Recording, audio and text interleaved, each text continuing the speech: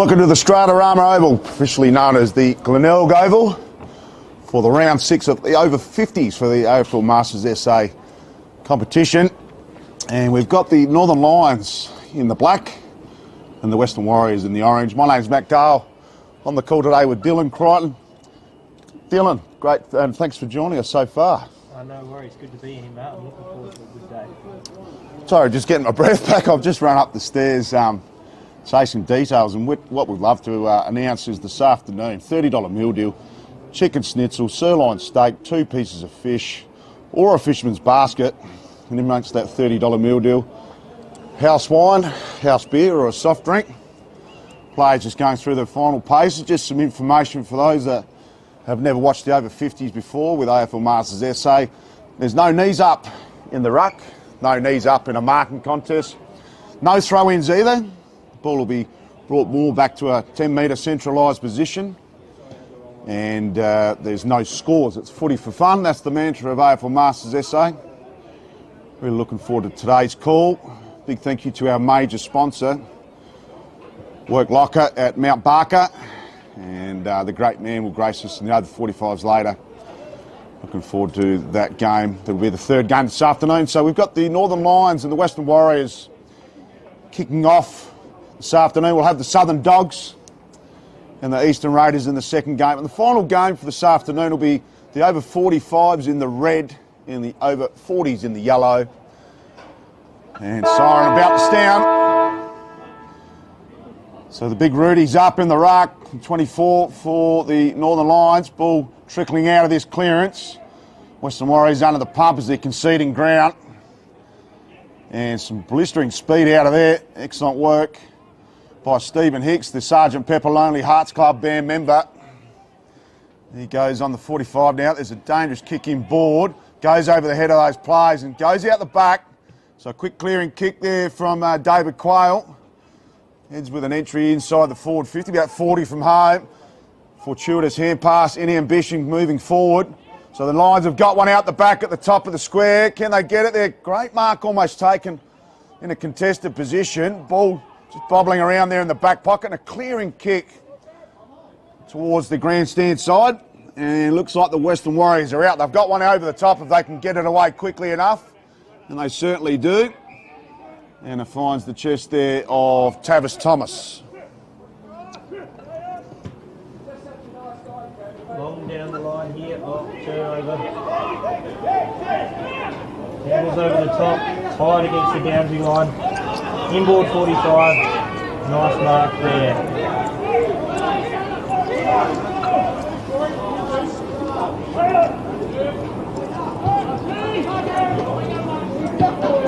We've got an out of bounds on the fall here. Western Warriors to take over with the ball. No.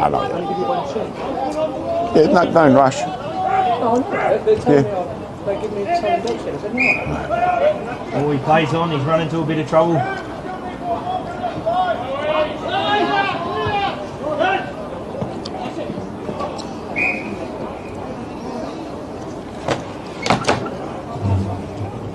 Okay, so we'll have a ball up at through centre wing. Grandstand side here at the Stratarama Oval. Blustery conditions, but ground level absolutely perfect for football. Intercept there, great work. Could they be away, the Warriors? This might be their first forward entry inside forward 50. Big red. Well there by Lee Gardner. He's up against it now though. Manages to get his kick out of there just in the nip of time. 1-on-2, under the pump, the one-arm tackle, and that's brought his undoing there, and unfortunately Brian Williams will turn that ball over. So the Warriors should be away. Peter Spencer, unfortunately he's turned over his player, could not see the ball through the sun. Oh, geez, what a wrestling manoeuvre. Umpire seemingly calls play on, so nothing doing. Pete Spencer whacks it in. Unfortunately, Rainsford couldn't take the mark. Quick kick out of that defensive 50. And they should be away here, the Northern Lions, as they've got Brad Marshall down the line. A bit of a grubber kick. Conditions and leg speed, probably the issue for most players at the moment. A lot of spent energy early and a lot of nervous energy with the over 50s. Imagine there's a fair bit of adrenaline running through their veins. and ambition and capabilities, and age and weight division sometimes does get the better of them. So I have a throw in throw up, about 40 from home. And suspecting that wind will play a pretty big factor this afternoon. Forwards will need to be in front. Good work there at ground level.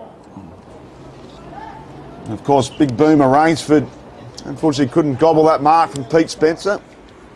And he'll be licking his lips as a key forward this afternoon on the Glenelg Oval. A lot of these players are definitely old enough to be around when the 1973 Premiership was won here under the guidance of Neil Curley.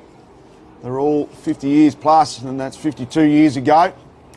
It'll be a bit of a childhood dream for those that grew up with the SANFL football being the key footballing platform in Australia at that stage of our lives. So quick kick it out of that contact. Oh, geez, that's a great little chiseler from Hicks to Sergeant Pepper. One on the 45, a little drilled ball. Finds the chest of Stevie Johnson. Been prolific throughout the season. He goes to true centre wing on that far side. There's 2 5s out there, so we'll need to keep alert on that one. Quite often the case with Masters SA, there's sometimes 3 players wearing the same number in one team, so we have to keep on to that one, Dill. As the ball goes over the head, should be a 1-on-3. They should clear through the Sergeant Pepper Hicks. Got ample time, enjoying that freedom off the back flank. Unfortunately, it could be a turnover, and ball just bouncing around between the 2 centre backs at the moment. Neither side can get any penetration inside their forward 50. Goes off the deck, right in the heart of the Glenelg Oval. Western Warriors with the numbers. They should clear. Fortunately, Boomer Rainsford's out the back. He's not going to see any action as his direct opponent, Crossman, goes with a grubber inboard into the heart of the Glenelg Oval.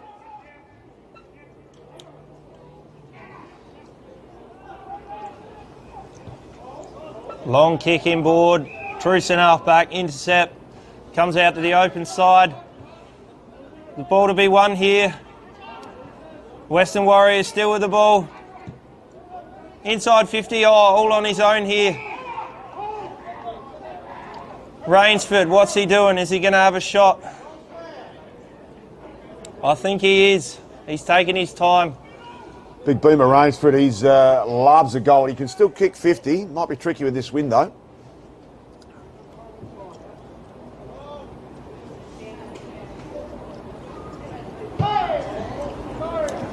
It's coming back, top of the goal square. Big punch forward. Oh! Have we got our first goal? Yes, we do. Well done. Nice finish there by, is that Mattiazzo? Yeah, Steve Mattiazzo, it was a great hand passing board there.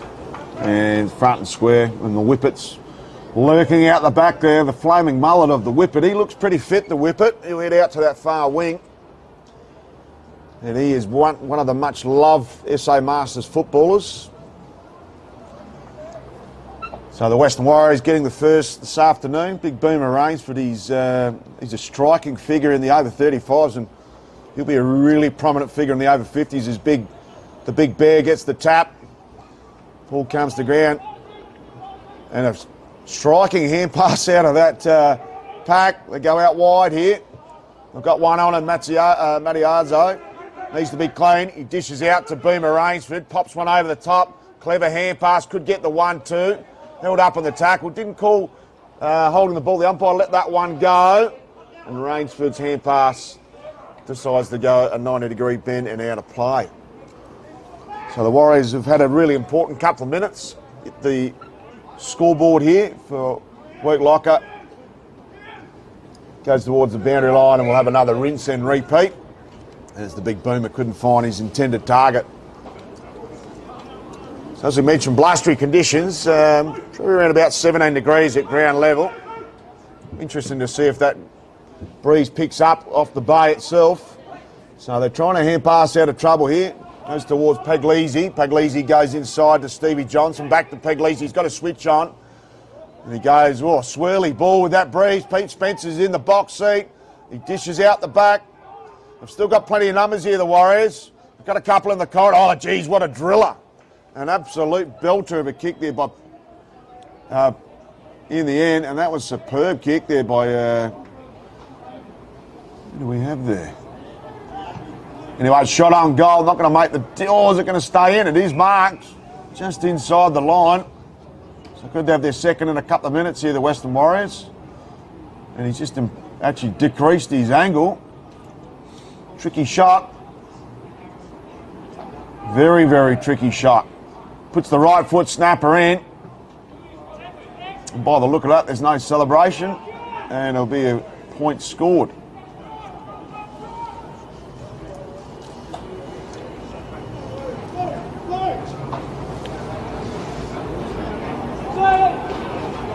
Hicks to kick in here. He's played on. Weighing up his options. Goes out towards the boundary on the 50. Oh, nice mark there. Hits up Maliana. Plays on quickly along the wing.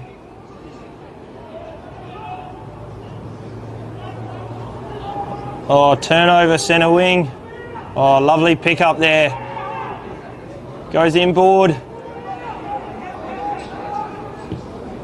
Long inside 50. Big up and under. Oh, lovely mark there by Rainsford. He's a tower of strength down there, Rainsford, and he's proving to cause some headaches early. That man on the mark's 40. I still think he's got this kick in him. Much better angle than before. Here we go. What's Rainsford got in him? Looks good. It's gone through. Lovely big kick there. Yeah, Darren Crossman on the line just could not get a fist on it. It just drifted really late and got some little left to right spin on the goal line. The big boomers hit the scoreboard and he's started in miraculous form, the big man. Looking forward to a tremendous day here at the Stratarama. Big thank you to the Glenelg Oval staff and the Glenelg Football Club in general. Don't forget your $30 meal deal today. Chicken schnitzel, sirloin steak, 2 pieces of fish, fisherman's basket, one of that above, plus a house beer, house wine or a soft drink for 30 dimes. Not bad. Whip it. He's in the action early, ends up with ball in hand. Clever little clip over the top to himself. Will it stay in? Almost goes the one straight through the legs, which is known as the nutmeg in the current generation. And the Whippet sees the ball out of play. Another ball up at left half forward for the Western Warriors, doing all the attacking in this opening term. For work like a Mount Barker, great tap down. In trouble here, goes the 360. Umpire calls play on. The Whippet's taken high. The umpire agrees. It'll be a free kick to Whitelaw, Whippet Whitelaw. Much revered figure amongst the AFL Masters faithful. He's got one in the corridor. Dangerous kick to a one-on-one. They've got one out the back. So clearing ball to Wortley. Got an eternity to get rid of it, Wortley. Just sizes up his options beautifully. Finds one at the top of the paint. Too far out to score. Plenty in the corridor for the Warriors. Goes the long one out the back. Beautiful kick to the goal square. Destined to go there. And that is juxtaposition 101 for a forward. Beautiful mark by Thomas. And he was in a prime position. Was there for an eternity. Unmarked. And should slot from the top of the square. No dramas whatsoever. And Trav Thomas straight over the would-be goal umpire's hat for another 6 points. And they're off to a fly here, the Warriors at Stratarama in game 1 of the AFL Masters SA over 50s. Northern Lions and the Western Warriors in this first encounter. We've got the Southern Dogs and the Eastern Raiders in game number 2. In the last game here, which we'll see some under lights action, will be the State Masters over 45s, will be over 35s plus to the over 45s. Oh, handball out the front. Goes inside 50. Oh, a bit of a mum kick and a turnover. Nice mark from Crossman.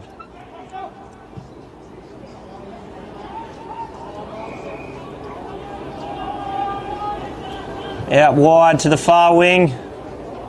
Oh, he's fumbled it. Handball over the top, in space here. Goes long towards half forward. Brings it to ground.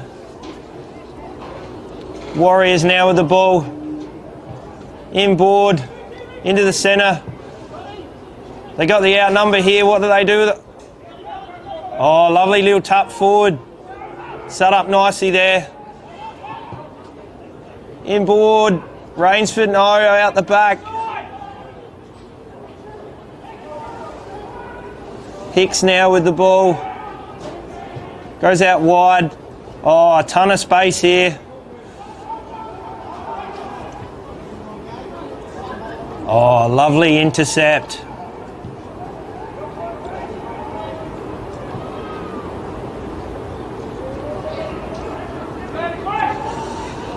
Bit of a scramble on here.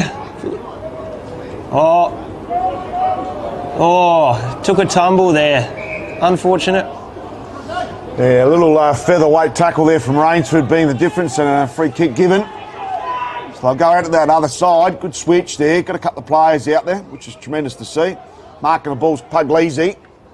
So Puglisi just pops one over the top and easily finds Chris Nevitt. Nevitt goes out wide. Lovely kick by Nevitt. Needs a kind bounce out there for the Rudy.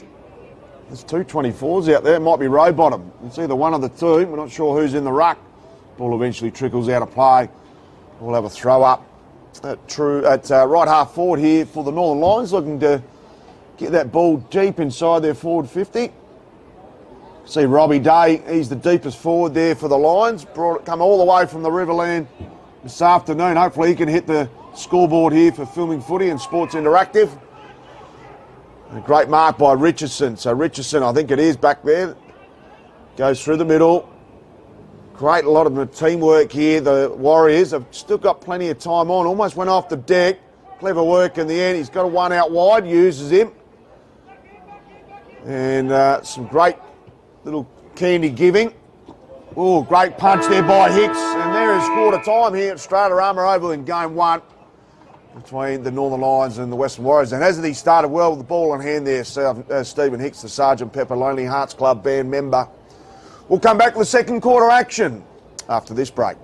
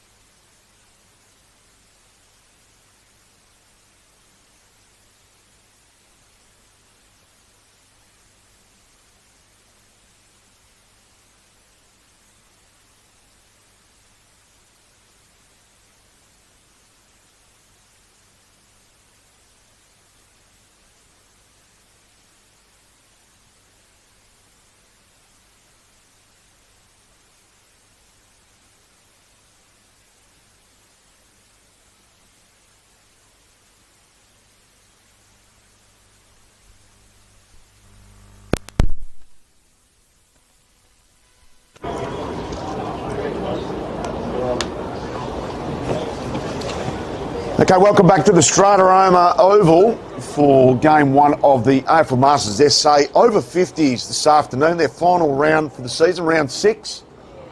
Northern Lions taking on the Western Warriors in game one. Been an enthralling first quarter. Some of the better players for both teams. Boomer Rainsford's had a terrific start.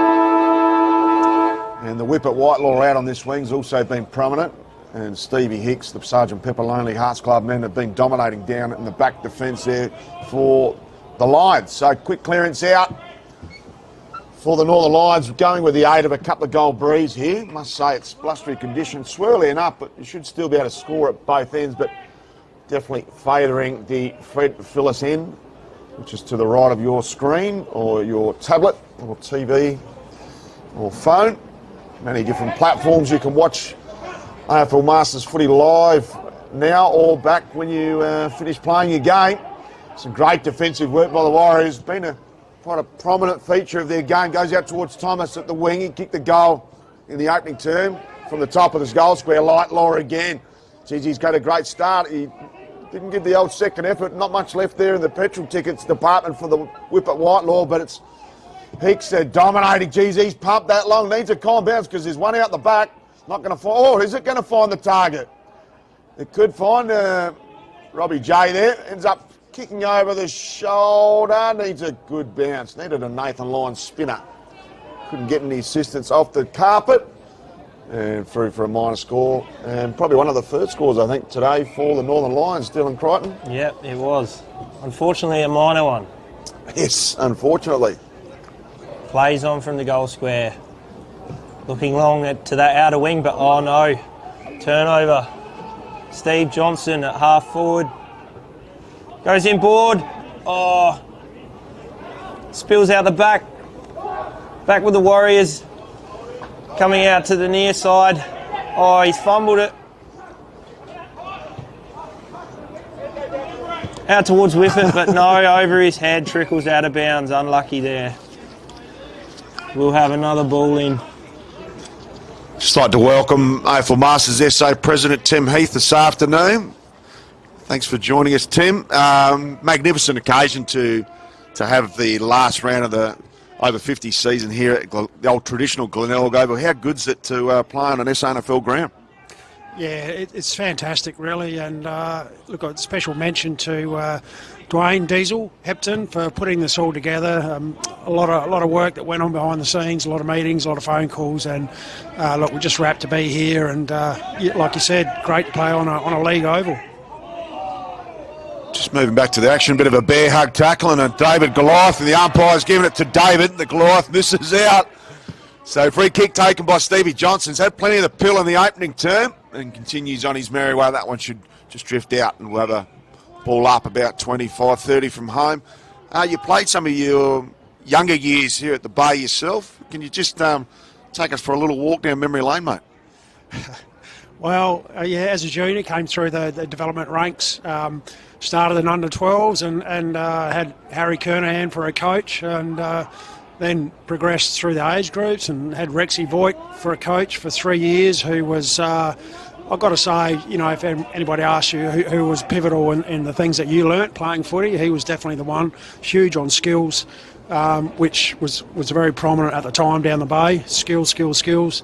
And, yeah, just sort of went through the ranks a little bit, worked my way up, and fortunate to play alongside some absolute legends of the game. And obviously I was one of those fringe players, and they sort of went on with it. But, look, it brings back memories for sure, coming down here again. Just talking about the Kernahans, we talked about the Fred Phillips end down the right. On the left end is the Kernahan end, and what a synonymous name with the Glenelg Football Club. The Warriors just trying to get inside their forward 50 for the first time. Definitely the scoring end is the right hand end, and it's the ball in hand of David Quayle. We did see him at the Park Oval, number 12, almost pull the hamstring doing an airy a couple of weeks back. So they should be, got one out of the hot spot. He's come out of the car park and a spray through for right-hand side. Just had one on the goal square. And not enough talk and a little bit of ambition and capabilities got caught up there. Unfortunately, we got the two 24s. We'll have to work out which one's which there, Dill Crichton. We've got the AFL Masters SA Gala night coming up in a couple of weeks. Can you just give our viewers a bit of better understanding and a bit of salesmanship from your good self about what's happening and where can they purchase their tickets? Yeah, sure. Tickets are still available on the try booking. You can go through the SA Masters website to get that link. Look, it's a celebration of everything AFL Masters in South Australia. That life members will be celebrated quite noticeably early in the night. We'll get them all up onto the stage, and I think it's important we do celebrate the history of our game and everyone who's involved in that along the way. But it's a 3-course sit-down meal, 4-hour drink package, and it's formal attire, so it's going to be a special night for SA Masters. Certainly will be. And don't forget to purchase your tickets. Morphettville Racecourse, Wolf Blast Convention Centre, going to be a huge night, and really looking forward to MC that one. There's the Warrior. Oh, gee, sells a little bit of candy. Goes out to the top of the 50 to Trav Thomas. Already kicked a goal. And ball will beat all comers out of play. And we'll have the ball up there about 40 from home here for the Warriors, looking for their first goal of this second term. Rainsford will take the ruck. Started superbly. Gets a nice little tap down to Thomas. Ball, fickle old bounce for Thomas. And goes the gauntlet down the boundary line. And we'll have another ball up. Now, Tim, we're heading off to Darwin, probably AFL Grand Final. Leave most of us. You'll probably head off a little bit earlier in your role as president of AFL Masters SA. Going to Darwin this year, there's still a chance to register, I believe, in its final days for that. How are we looking for numbers this year compared to previous years?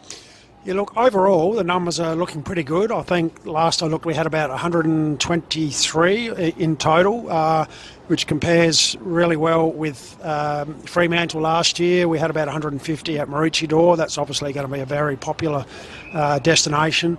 We're still looking for more players in the 40 age group and a few more in the 60s age group, but we've got a full team in the 45s, 50s, 55s are still looking good, and we'll put 2 women's teams on the park as well. So we just need a few extras in those other age groups, 65s as well. Would be handy to have a few more. But look, overall, Darwin, it's not necessarily the cheapest destination to go and stay at. So in mind, the numbers are really, really pleasing. Yeah, it's excellent to see, and that Maroochydore year of over the 150, I think, is the record number of participants. I think just listening to what you said just before, there was a lot of merged teams between SA and Northern Territory or New South Wales last year. Doesn't seem to have that same feel. We're filling out the teams very nice, and obviously magnificent to see 2 women's teams coming and building off the back of their inaugural over 35 season this year. Yeah, the women, it's an interesting one, the women's. Even though we haven't had a women's domestic competition in Masters until this year, they have put in two teams at the National Carnival about the last 4 years. So it's just fantastic what they do at the Carnival. Now we just got to sort of get that working on through our domestic competition and get the numbers to increase there. Obviously, a lot of those women are still playing club footy. But hopefully with the newer girls, younger girls coming through, it'll push the older ones out, and Masters is the perfect place for them to play. Yeah, it's fantastic because 35 years of women's football in the state, and the inaugural over 35's competition in that 35th year is pretty much tells me that these girls have been around as long as the competition and long as footy's been in existence in the state, which is terrific to see. Hopefully those numbers will improve over time as Pete Spencer just pulls that tackle down. Can the Warriors go through their forward 50? No, they can't. It's a great intercept there. We've lost our number 8. Oh, that's Lowcock, so he goes to half forward, but clearing again as the Warriors have got one down the line here. That's a beautiful kick. And they're queuing up Rainsford. He's out the back. Needs to push off his mark. Gives the Crow throw hand pass. A little driller. And they've still got one at the top of that hot spot there. They can't get it out to Whitelaw. And should clear here the Northern Lions. They've got one on in the middle. They've actually got 3 on. And they're away. Here we go through the centre of the ground. Assessing his options. Oh, he spilled it 50 out. Dives on the ball. Oh, holding the ball. So I think that 24 there is Molyana with the the longer hair. We're looking at the 24s before, and the ruckman would be row bottom. Over to you, Dill. Out towards Whipper on the far wing. Bouncing ball. Oh, what a turn. Oh, goes around in circles. Oh, but turns it over with hands.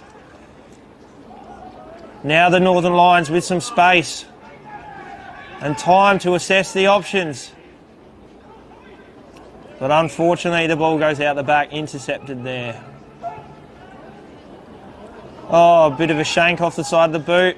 Oh, spoke too soon, another one. But the Northern Lions still with it.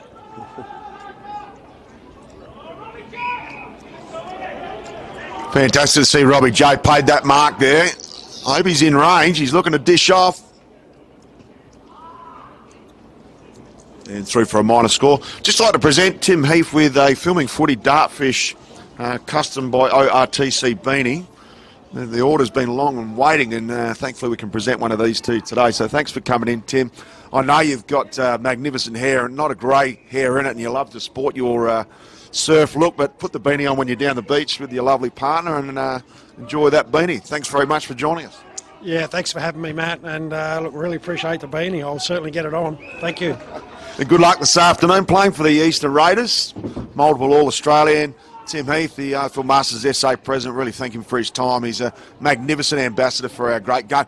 Oh, look like that's a shot on goal, and it just goes inside the post. And that would have been a terrific goal, and would have been the first goal for the quarter, I think, Dill, for the Western Warriors, but not to be. And back to you. Hasn't been down that end too often. I think that wind is definitely assisting the Northern Lions in this second quarter. But here goes Whippet. Oh no, unfortunately the ball was out of bounds. We'll have another ball in that right forward pocket for the Warriors.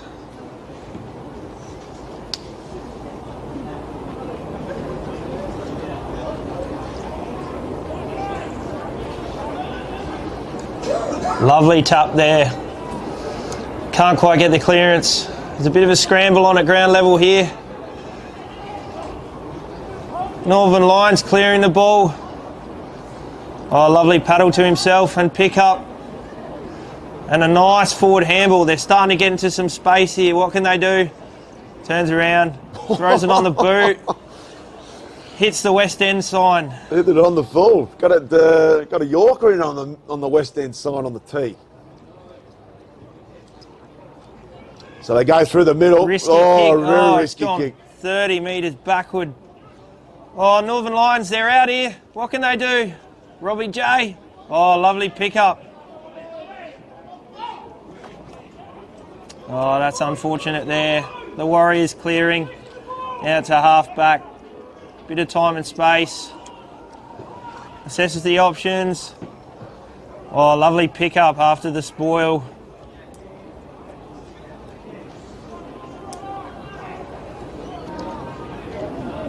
The Whippet goes inboard on the left. Oh, the one-hander wasn't good enough, but they get the ground ball anyway. Assesses his options, turns around.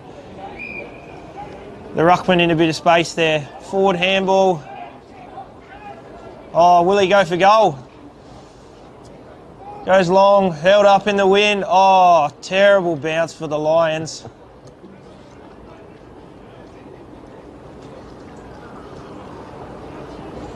Ball still in dispute, picked up. Little kick turnover. Looks to switch the play. And now the Northern Lions are out if they can get hold of this. Picks it up, handball over the head, very creative. Oh, hot. Lovely tackle there. The Warriors get possession. Look inboard again, but that wind just taking the ball away from the player. Bit of a fight on for the ball. Outnumbered, but the Northern Lions win it. And they're out again on the far side. Assesses the options. Mark inside 50. A rare one at that for the Lions. And another one. 30 out on about a 45-degree angle. Can they slot one right here just before half time? It's looking all right. Oh, marked on the goal line. Very good defence there from the Warriors. Lovely work by Bear Bulmer. They go out wide. Heads out towards the whippet. Been in fantastic touch. He even goes to bounce on the ground. Like many, a Glenelg player on the 80s streaming down the wing with the mullet flaring out the back. The Whippets had a magnificent start. So we're in the commentary position. Northern Lions, Western Warriors, half-time here at Stratarama Oval. We'll bring back all the second half action after this break.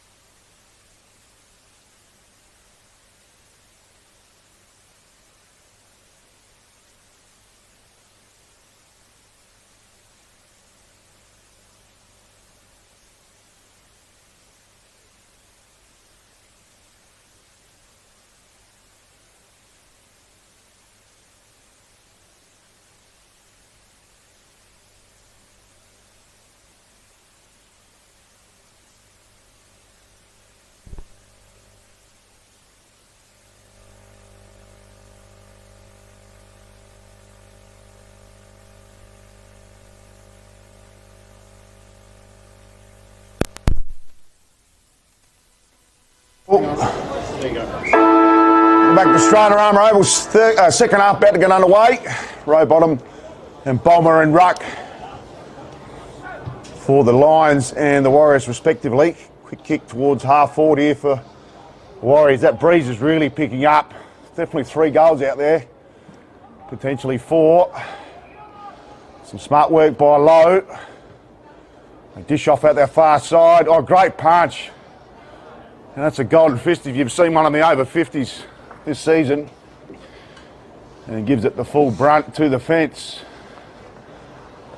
So going to be some tricky conditions for shots on goal. You just say Boomer Rainsford in the first half had 2 shots from around that 50-metre mark. Got the great aid of the assistants here. Goals against the breeze, still capable, but increasingly becoming more difficult as the day will progress. A quick kick, oh, the sun in the eyes, that old chest butt. We've seen that before. Whippet tries to keep it in as he dodges and weaves back into traffic, but already out of play. And the best on ground player today will receive a pair of Archies and one of our new media beanies with the filming footy and custom ORT dartfish included. And Jimmy Cant just comes in, chimes in beautifully, goes straight down the corridor. Lovely kick. Building up nicely here, the Warriors. They've got a few players queuing up. They're going a long one, goes past Rainsford, but it's out the back. A couple of numbers here. Dribbles along the ground. One for the fast runners. Not many of them out there. But the Sergeant Pepper Hicks cleans up again. He's a bit mighty touch. Heading out towards centre half back. Oh, it's opened up out the fat side here for Marshall. Just assesses the option. Heads out towards true centre wing. Oh, he's got a bucket load of space. Time for a bounce and a second. Heads inboard. Short little chip. At left half forward. What's he want to do? He wants to go inboard. Oh no. Terribly unfortunate that. The Warriors come back through this near side wing. Does he get a good bounce? Carries out the back. Northern Lions. Oh, dangerous handball. Oh, lovely spin. And the ball is going to trickle out of bounds inside 50 for the Warriors.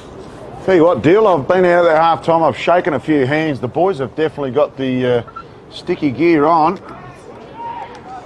The grippo, because I've got it all over my hands at the moment. I'm sticking to the pen. That's how much. Oh, the young fella's going to have a secondary crack. So that wind is certainly picking up. You can hear it hitting the aluminium, the tin roofs around the area. A bit of rustle and bustle, but Hicks, he's been absolutely superb back in defence. That's how much the ball's holding up, as you see there. Well judged in the end by Brian Williams. So big Bryzer, little Bryzer, goes out wide. He's had a great game through Horn. Horn goes to true centre wing. No mark taken. Great contest there. Ball will be held up, or eventually comes out towards Thomas. Needed to be clean, couldn't take it with him. And I think it was Brian Williams back in there again. So mucking around with a little bit. And they stream out the Western Warriors. That's a drilling ball, long ball inside 50. Hicks again off the deck. And tremendous work, and it lands in the hands of Rowbottom. Rowbottom goes wide, and it's actually gone with the drift of the wind, and it's more of an unfortunate position as Big Bear Bowler takes off almost the head there of Darren Marshall, and eventually the umpire from a further distance calls the free. As you got a little clip on the head there, Marshall. Unfortunately, Bowler was like a steam train from Woodville South Oval there. Just clipped the head of Marshall. Plays on immediately. Just wanted to get that ball in hand. Lovely little one-hand gripper. Not even the juggle required for Crossman. So he's played superbly. Crossman goes in to the left half forward there for the Lions. Looking to get one against the grain. Good work there at ground level by Lowe. Should be paid a free kick. The umpire says mine ball. which there will be a free kick. Players starting to slowly spread. So Lowe, been busy. Got a couple of leads on. They're all in one cluster of an area on the field here. He ends up going long, and there's just Western Warriors out the back. Not enough talk because the two Warriors fisted each other. So just whoever wants to pick it up and show some courage, because that ball is getting harder to pick up, and there's plenty of heat in the kitchen. Don't worry about that. So ball trickles out. Quick kick off the boot there by Crosman. Won't be the required 15. Ball at ground level, quick kick, hand pass out to Stevie Johnson. He's got a chipper out there, finds him at the top of the paint, and that is Dave Poole. Needs to settle here, goes to the pocket, lovely kick, and finds Puglisi, who's been important for the Lions with his crafty and creative skills at half forward. So difficult angle here. You need to hit the right hand post, and it could just slide across the face. He ends up going to a more centralised position, and a lovely kick in the end. And finds Alan Hall, who is in his final game, I believe. So he'd love to finish with the sausage roll, kicking in the breeze. I think it is Alan Hall, unless we've got the number mistaken. Deliberate approach. And he tries to bring it back, and I think he's just got it through, has he? No, punched through over the line by Richardson. He plays on, has a bounce. Coming out to the near wing. Can he hit a target? No, over the head. Northern Lions with the turnover, no. Scramble, punches it forward. Bit of a scrap. And we'll have a ball up.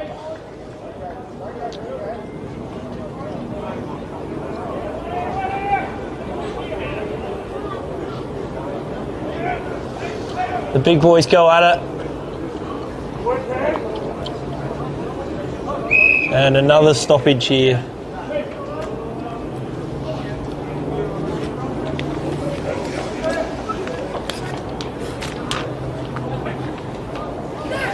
Flicks it out the back by hands. Quick snap on the boot. Up and under. Takes possession and tackled immediately.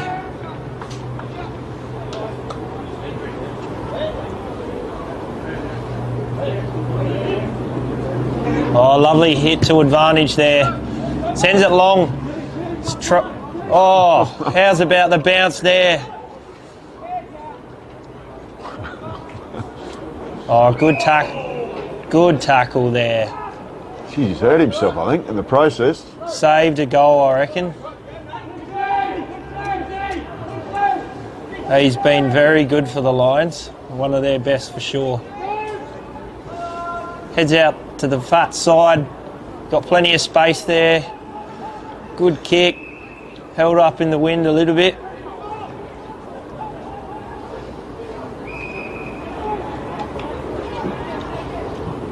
Goes in board. Nice kick. Oh, got time still. And a lovely kick towards the centre circle. Oh, tries a little party trick.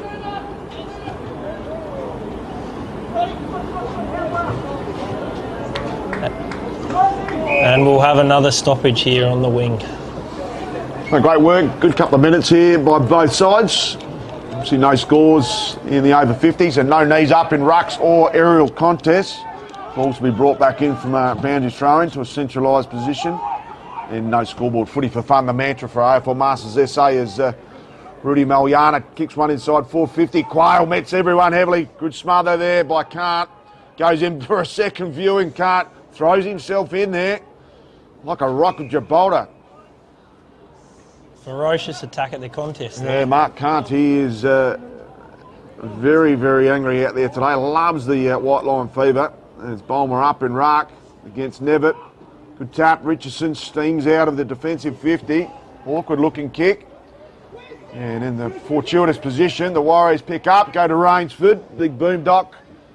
It's almost stuck in the station up against Nevitt in a David Goliath battle. Good clean hands, gets one over to the big boomer. Hicks in pursuit. Kicks towards a hopeful forward there and could not keep it in, unfortunately, in the end. So ball to be brought back in. Bad luck there to Wes Hayes. He just couldn't quite keep in Boomer's kick. Boomer Rainsford been superb this afternoon. Kicked a monster goal from the top of the 50 in the later stages of the first term. So they're away here. The Lions just need a bit more composure with hand. They feel like they've got to perceive pressure at all the times they've got that ball in hand. They've had the old fickle bounce. They hadn't had the bounce go their way per se. That's the old Harpersfield bounce. It is the old Harpersfield bounce. Very similarly to the Salisbury North bounce, the old Harpersfield one. Some great work and a good mow down in the end. Fantastic attack on the ball by the Warriors defender. So Robbie Day, he's been asked to play on, given the full licence to do so. There's a Joe the Goose out the back, but I'm not sure the fortuitous handball will go in that direction. Almost given the ample opportunity to get rid of it. Should come back with a bit of interest as Crosman steams through and gets one at the top of the paint. They've still got a player on, trying to get it out to Horn as we speak. And there's a personifies the bounce that they've had today. The Northern Lions been absolutely disgusting from them, and they'd be gutted with the bounce that's gone against them on majority of occasions. So they go out through low. All the usual suspects stepping up here for the Lions. They've got a little chip. It won't be the required 15 hours to play on. And could this be a welcome goal here for the Lions? I think he might have kicked that straight through the middle of the points. Another unfortunate finish there. They're peppering though. Against the breeze too. Heads out long to the wing. And again, that uncanny bounce towards the big boy, Rainsford. What's he going to do? Assesses the option. Oh, pick up at speed. Lovely. Handball's inboard. Couldn't quite trap it. And again, Hicks He's been with the intercept. Not much to kick to though, unfortunately. We'll just trickle out at left half forward and we will have another ball in. I'll tell you what, I don't know what the scores would look like, but it'd be another 5 goals in arrears if Hicks wasn't in that defensive lineup for the Northern Lions. He's been tremendous back there. Absolutely.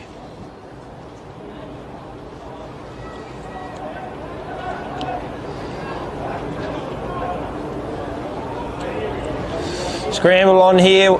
Oh, he goes in board. Dangerous kick. Punches it. Oh, just throws the boot at it there. Moyana. Ball in dispute.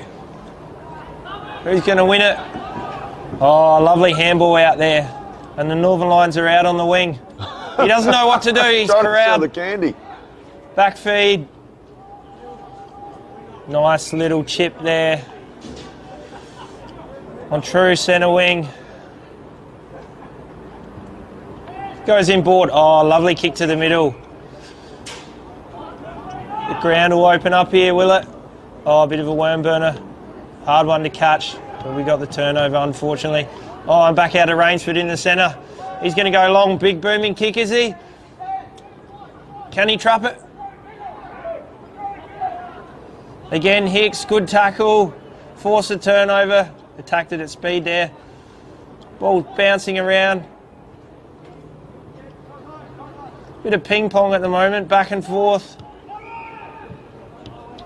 And again, a truckload of space in the middle, as we've seen throughout the game.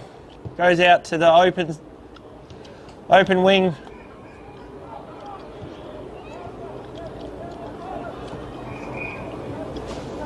And another turnover there at centre half back. Plays on. Looks long. Oh, he's lost it in the sun. Whip it. Kicks into no man's land. Oh, dangerous handball, but Hicksy's there again. That rock in defence clears the ball out to the far wing.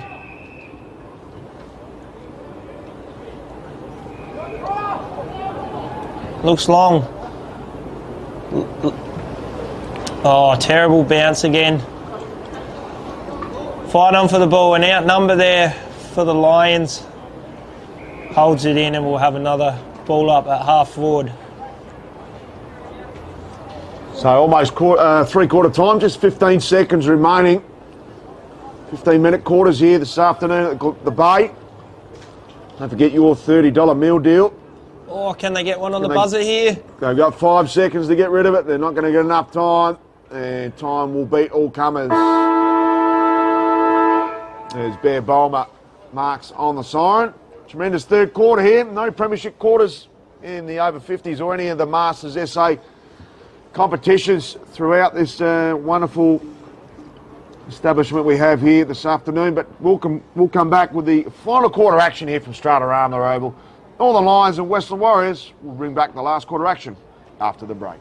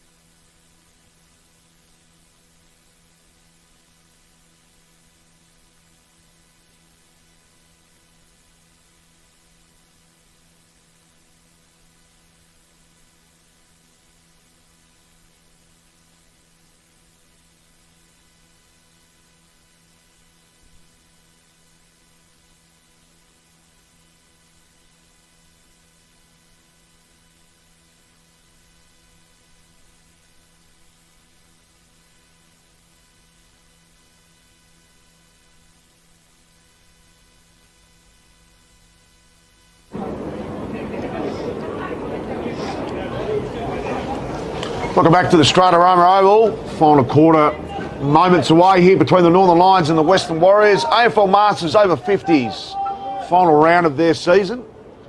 And the third game this afternoon will feature the AFL Masters SA State internal trial from over 35s to the 44-year-olds and the over 45s. They'll take on those teams.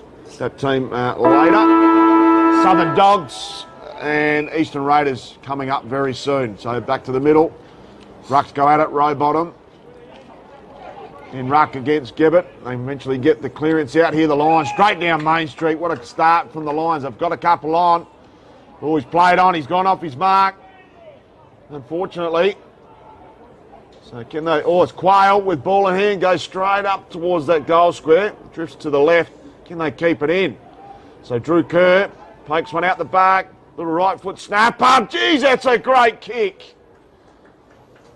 I think that's a goal. Might be the best point we've seen at Stratarama Oval today and most likely be the best one. 40 seconds into this final term. Incredibly unfortunate that. Will we see Northern Lions get a goal with that wind assistance to the southern end? I sure hope so. But here go the Warriors, out on the fat side. Looks inboard, nice touch, plays on. Heads back out wide.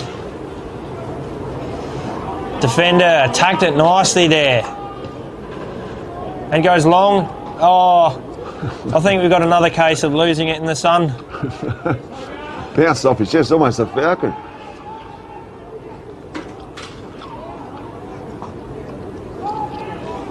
And the Lions get it out the back again.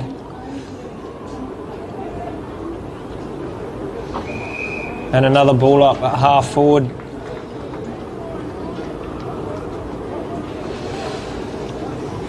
The ball was lived out on that open side, I feel, today. Yeah, it'll continue to stay out there. Smart teams will bring it this side. This is where the action is. This is where you need to bring it through methodically. Scramble on at ground level. Who's going to win it? Here go the Lions inside 50. Long towards the square. Oh, lovely positioning there. The ball just carried out the back. And we've got a nice simple shot, 15 out straight in front. And there we go, the Lions' first goal of the day. Lovely finish there. Well done to Brian Williams. He has been super important and super busy today. He's just gone over to tell the Whippet all about it, who's been his direct opponent for most of it. And a couple of much-loved characters in the AFL Masters family. So as we mentioned earlier, it's definitely a 3-goal breeze to the right of your screen. Suspect that may increase with this strong northerly. Hopefully not drying out our farmers with their much needed rain. Hopefully another dose coming on, another front coming through tomorrow. A great tap in the ruck there by Rowbottom. They dish out the back to Hicks, who has been probably their best player. One must feel, the Sergeant Pepper Lonely Hearts Club band member. Fantastic intercept there by Cant, who's been their best backman. Some great work there by Quayle. Goes to the hot spot. This bounce could go over the top. Richardson, he's left it out there on the counter for Drew Moon.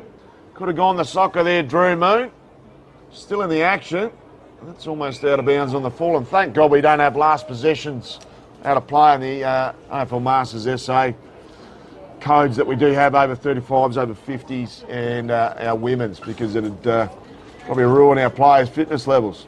So a little dribbler, and eventually escorted through for a minor score. We're almost 4 minutes down in this last term. Southern Dogs and Eastern Raiders coming up very, very soon. Oh, he takes a bounce before he's even played on. Goes long, gets out the back, does it to Whippet, taps it inboard. Unfortunately, he goes to an opponent. Oh, he tried a little soccer move there. He thought he was Leo Messi. Didn't come off. Oh, the umpire's called a mark a bit early there. Very fortunate. Now they go out wide. Truckload of space. Assesses the option. Handball's inboard. Back with a little 1-2, but doesn't work. Oh, soccers it forward. Little Matty Scarlett touch. Oh, unfortunate kick there off the side of the boot.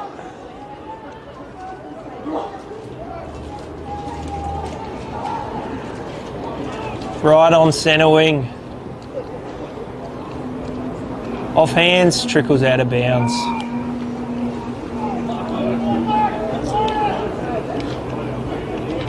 Tell you what, Dill, there's plenty of players who've cashed in their petrol tickets this afternoon at Stratarama Oval.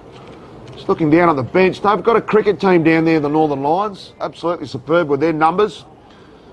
And the Western Warriors with 7 or 8 out the back there in the bunker as well. So Mark Carney has been absolutely in scintillating touch back there. A lot of composure from Cant, loved his game.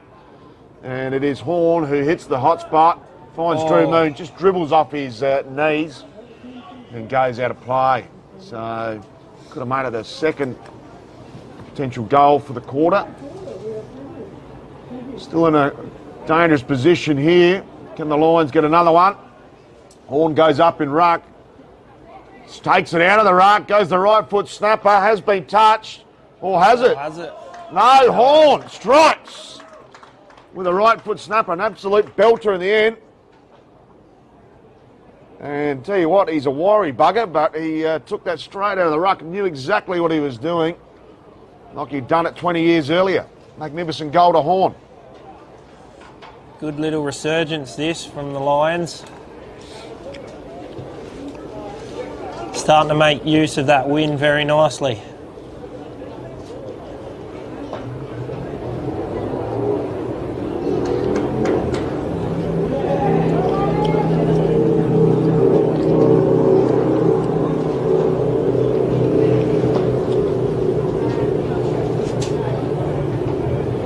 Oh, lovely hit out to advantage there.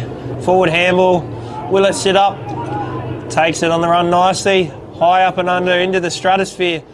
Oh, but good punch by the defender there and collects his own ball. They're queuing up here. 3 of them there. What does he want to do? He heads inboard again, but... Oh, no, that's unfortunate for the Lions.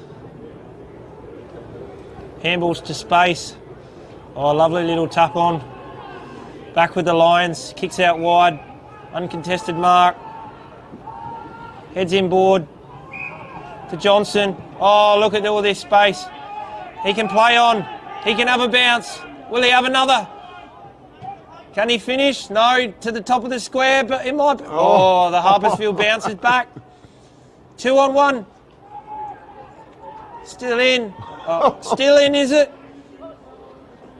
Handball's clear. Kicks out wide. Bit of space here.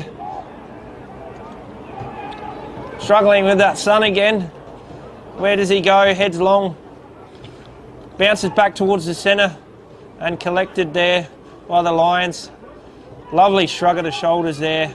Gets out of trouble. Paddles to himself. Still paddling it forward. No one can get a hold of it. It's like a bar of soap. But now the ball's jumped on and we'll have another ball up at centre half forward. So plenty of energy still out there. Still throwing themselves out of both teams. A nice little spike out of that ruck contest from the Warriors. And the Whippet, he's definitely cashed in some tickets, but a great strong tackle with his long sleeves. Could have been a little bit high there on Stevie Johnson, but the umpire, who's obviously well under 35. Great to see the young fella out there. Throws the ball up row bottom. He's given his on ball as an armchair right on the ruck. Oh, his Kicks head's is taken high. off. Almost ripped his head off there, the Whippet. Oh, he's a bit sore there. And Stevie Johnson got another one from the Whippet, and this time he hasn't got up. Might have got a poke in the eye. Ball's come to a standstill as Stevie gets to his feet. I might be asking for a trainer here. This might be a little bit more serious than we first bargained for. And we've seen some torn retinas in recent times. Mason Cox from the Collingwood Football Club. And I did one back in 1999, and they are very, very painful injury, torn retina. And we hope that's not the case for Stevie Johnson, who's very, very slow to get to his feet. The Whippet can't pack much of a punch, but he's, I don't know if it was the clothesline or a poke in the eye, but Stevie's finally to his feet, which is magnificent to see. Got a couple on short, including Rudy Mulyana. Goes to the pocket, lovely kick. And unmarked in the end there was Darren Riggs. Goes to the pocket, lovely kick. Tough position to kick a goal right in front of the Southern Dogs. If you're going to kick one and give it to the crowd, Darren Marshall, here's your opportunity. You've got nothing to lose. I don't know if he'll go the drop punt. He's got the assistance here of the breeze if he puts it out there. Goes the drop punt, very narrow, and straight through the middle of the points for a minor score. We're 10.5 minutes down at Stratarama Oval. Final term, Northern Lions, Western Warriors. Southern Dogs, Eastern Raiders coming up very, very shortly. Plays on. Oh, cut off there by the Lions. Lovely defensive work. Heads in ball with the handball. 1-2 there. Oh, puts the dance shoes on.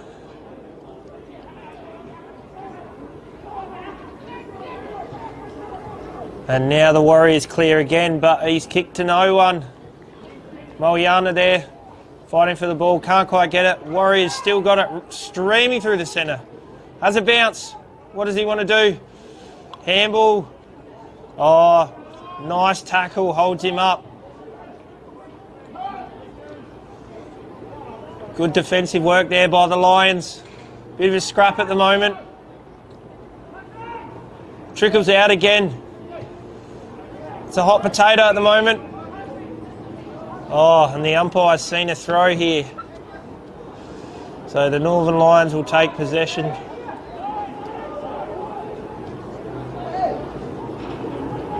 Oh, juggling effort, unlucky. The Lions still with the ball. Bit of time here. Oh, puts the afterburners on. Lovely handball. Heads long. Robbie J. Oh. Go. Good handball. Oh, just off hands, I reckon. Yeah, touch but ball. Trickles through for a behind anyway. Yeah, good to see Robbie J out there. So Robbie Day is an 82-year-old, oldest AFL Masters footballer in Australia. So tremendous to see Robbie Day out there. Otherwise known as... Robbie J is travelled all the way from the Riverland this morning to be down here, which is outstanding from him. And go through the middle. Unfortunately, it's chimed in by Jeff Lowe. He's had a great game. Dave Paul asked to play on. Not his best kick. Rahul. So he goes to half forward. And Trav Thomas, beautiful work. Goes down the line, selling some candy there. There's Wortley. It goes to the whip at Whitelaw. Geez, that's a shocking bounce. The bouncing here has been really fickle this afternoon. There's Stephen Hicks, the Sergeant Pepper Lonely Hearts Club member, streams through. Goes towards Kant. He couldn't take the mark. Kant comes back for a second lick of the ice cream. Cleans up. He's been incredible down back. Goes to Whitelaw. A little bit too much heat on that kick. And Whip at Whitelaw's cashed in his tickets. It's official. Oh, sun in the eyes and out the back there. And a great mark at the end. Goes to the pocket. Strong mark. Looks to play on. Alan Hall. So Al Hall in his final game of Masters footy. About to put the key on the rack. Can he finish with 1 minute remaining with a goal? Doesn't give himself much time. And unfortunately straight through the middle of the points for a minor score for Al Hall. 1 minute remaining in this clash between the Northern Lions and Western Warriors. Plays on with the handball. Oh, he gets past him just. Heads long. The Lions get possession back. Heading inboard. Can they get a late one to centre half forward off hands? Lovely pick up. And the little Nana there. Oh, but lovely golden fist, and that goes out of bounds. As we're running out of time, only 30 seconds left. Can they get one on the buzzer? Will the umpire get the ball in play in time?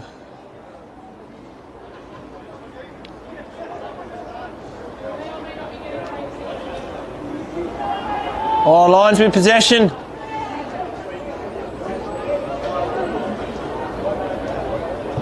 Sends it forward to the goal square.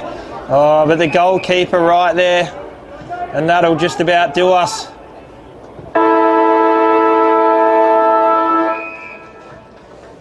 Great finish to this game between the Northern Lions and Western Warriors. We'll go to a short break and we'll bring you the match day presentations in a short moment after these key messages.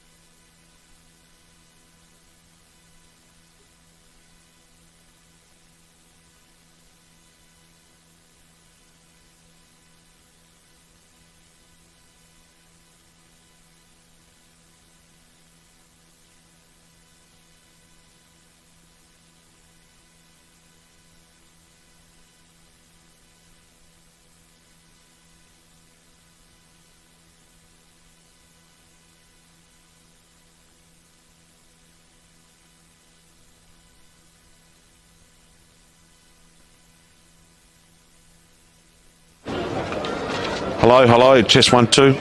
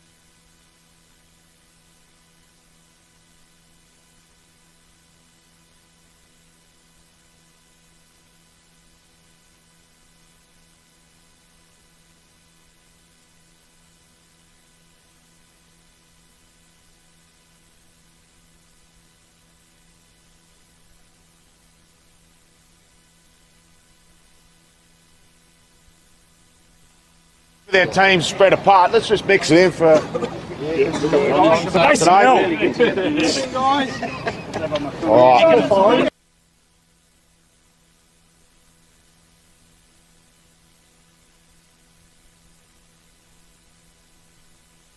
All right. Thanks very much, Dino. Matt Gard down here at boundary level for the post-game presentations of this game between the Northern Lions and the Western Warriors over 50 clash. Tremendous game. Absolutely loved it.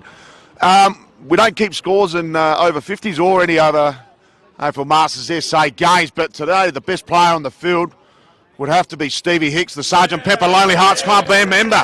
Candy Man! And he did, and he sells some candy. Where is he? Come on, Candy Man! So, Hicksy, you deserve the thongs and the first ever dartfish and filming footy beanie. Mate, I don't know if you can see too well from up there, Dino, but just get a real close in on that moustache. That's why I give him the Sergeant Pepper Lonely Hearts Club band member call on the call. But, mate, you were tremendous coming out of defence today. You gave him so much drive and just absolutely licked your lips every time that ball came in. Yeah, thank you. I thought it was half a chance to kick a goal from here a minute ago. So, yeah, other than that, yeah, pretty good day. Bit windy. Well done, boys. Well done, Candy Man! Hicksy, how have you found second season for over 50s? How do you find this competition and being able to play with the players from a plethora of clubs as well? It's a lot easier than Saturdays. Getting flogged by 50 goals every week. So, yeah, much like this.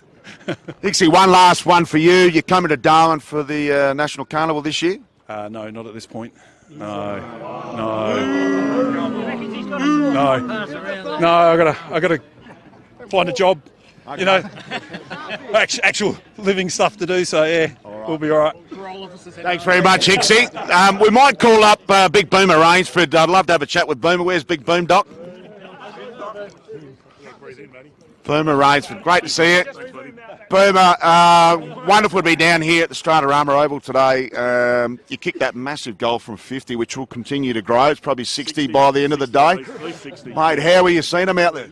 Yeah, seen them okay. It's one of those things where the contacts still work, so it's not too bad to be able to see the ball. So yeah, it's good. Wonderful initiative to play this last round down here at the Bay. How good is it to play on an SNFL ground for blokes of this age? Yeah, it's fantastic actually. It's a great turf. It's a great venue. It's ability now to go in the bar and have a few beers with everybody and reminisce about the goals that I kicked from 70 metres out. So that's the main thing. Just on that, don't forget your $30 deal. I think there's the sirloin steak, the fish and chips, the fish basket, fisherman's basket, and the chicken snitter.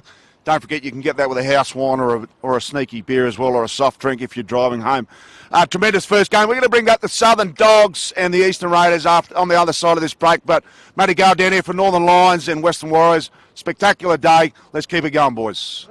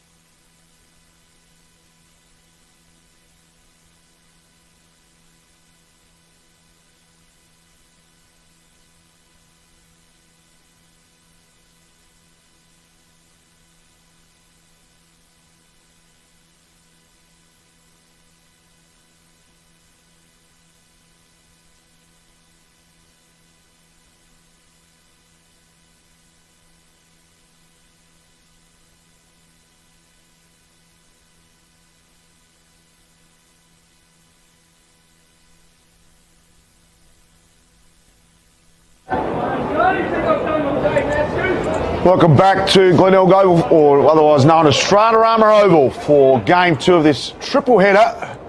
Southern Dogs taking on the Eastern Raiders, and the umpires, as they do customarily, they bring the players in the middle for a brief chat. They don't check the studs, Phil Herden, before the game like they did in the 80s, or when these guys were admiring this NFL greats that this club has produced at Glenelg Oval. We mentioned earlier, all of these guys that are playing today were born when the 1973 Premiership was won and done by the Bays. And on a certain Saturday afternoon in 1975, the Tigers kicked 49 goals, a league record, and John McFarlane, aka Snout, had a shot on the Jetty Road end for a 50th as the siren went and hit the post. Snout McFarlane, that name takes me back to my Flinders University days. He was the looked after all the sporting equipment at the Flinders Uni amongst the educational ranks and PE department, and 307 games later, he's a wonderful player. Probably, I mean, 307 games would make you absolute legend status at most clubs, but he had quite a few to contend with down here. We can see we've got the Phyllis end, we've got the Kernahan end. There's also a certain gentleman called Peter Carey who lobbed over 400 games, and also a player slash coach slash media identity in Graham Corns, who's got some gates named after him. But I do believe that the pocket near where there used to be a big bar where the change rooms are now has always been known as the home of Snout Slouts, the most die-hard Glenelg Tiger fans that there are. Not that they're here today. So, fantastic occasion. Final round of the AFL Masters SA over 50 season, 6-game season. 4 quarters of 15 minutes footy. Just for those viewers tuning in for the first time this afternoon, no knees up in ruck contests or aerial contests. Balls will be brought in from the boundary line 10 to 15 metres into a centralised location, and no scores kept. Footy for fun is the mantra of AFL Masters SA. Big thank you to Work Locker, Mount Barker, major sponsor of AFL Masters SA, and also our proud partners, Filming Footy Sports Interactive. Dartfish, the best on ground player today, will receive the Archie's thongs and a custom ORTC beanie with the new emblems of Filming Footy and Dartfish. We've got Phil Herden to get us underway for the opening bounce between the Southern Dogs and the Eastern Raiders. Well, the Dogs are in blue and they're heading to the left of your screen to the tramline Jetty Road end. The Raiders from the east in the green machine will be heading to the right of screen. We're having a look at that earlier game that you were covering so beautifully, Matt. Certainly a strong breeze. We expect a lot of play down the school end. Brett Matheson in the T-saucer goes right down the guts of this Stratarama Stadium. Picking it up and drawing a couple of defenders was Jonathan Greer. But a turnover, and here's a chance for the Raiders. They're going to centre the ball. Can't take the mark. Pick up about 45 metres out. Nice tackle made. And they should just have enough numbers. Greers again clears from outside 50. So it goes into the central corridor. Geez, it's a tough early ball to pick up. Looks like Coombe gets the ball and it deflects back straight into his hands, and the umpire says my ball, as he is tackled by Sammy Grech. So you've seen the first game, Matt. How much is this breeze worth to the right of screen? I'd say at least 3. Could pick up to definitely 4 by the end of this game, as Coombe just enters the forward 50. Not his best looking kick as he goes to the pocket and beats Marty Paul out of play. We'll have a ball thrown in at about 15 metres from home for the Raiders, with the potential first scoring opportunity at their disposal, and that wind's certainly picking up. And a beautiful effort by Marty Poole. He managed to hurdle the picket fence both ways. So tap very quickly down and almost taken out of the ruck. There's a right foot snapper out of that clearance. Does it curl enough? Does it fade? It does. At the pivotal moment for a minus score. Well, it's funny what you see at this ground. I was here this time last week. It was the Sandfield W Grand Final, hence why there's some advertising signage on the oval, and was here at 11 o'clock yesterday to call some under-18s. Of course, the Tigers, 2-time defending champions, are, they're in the finals mix again.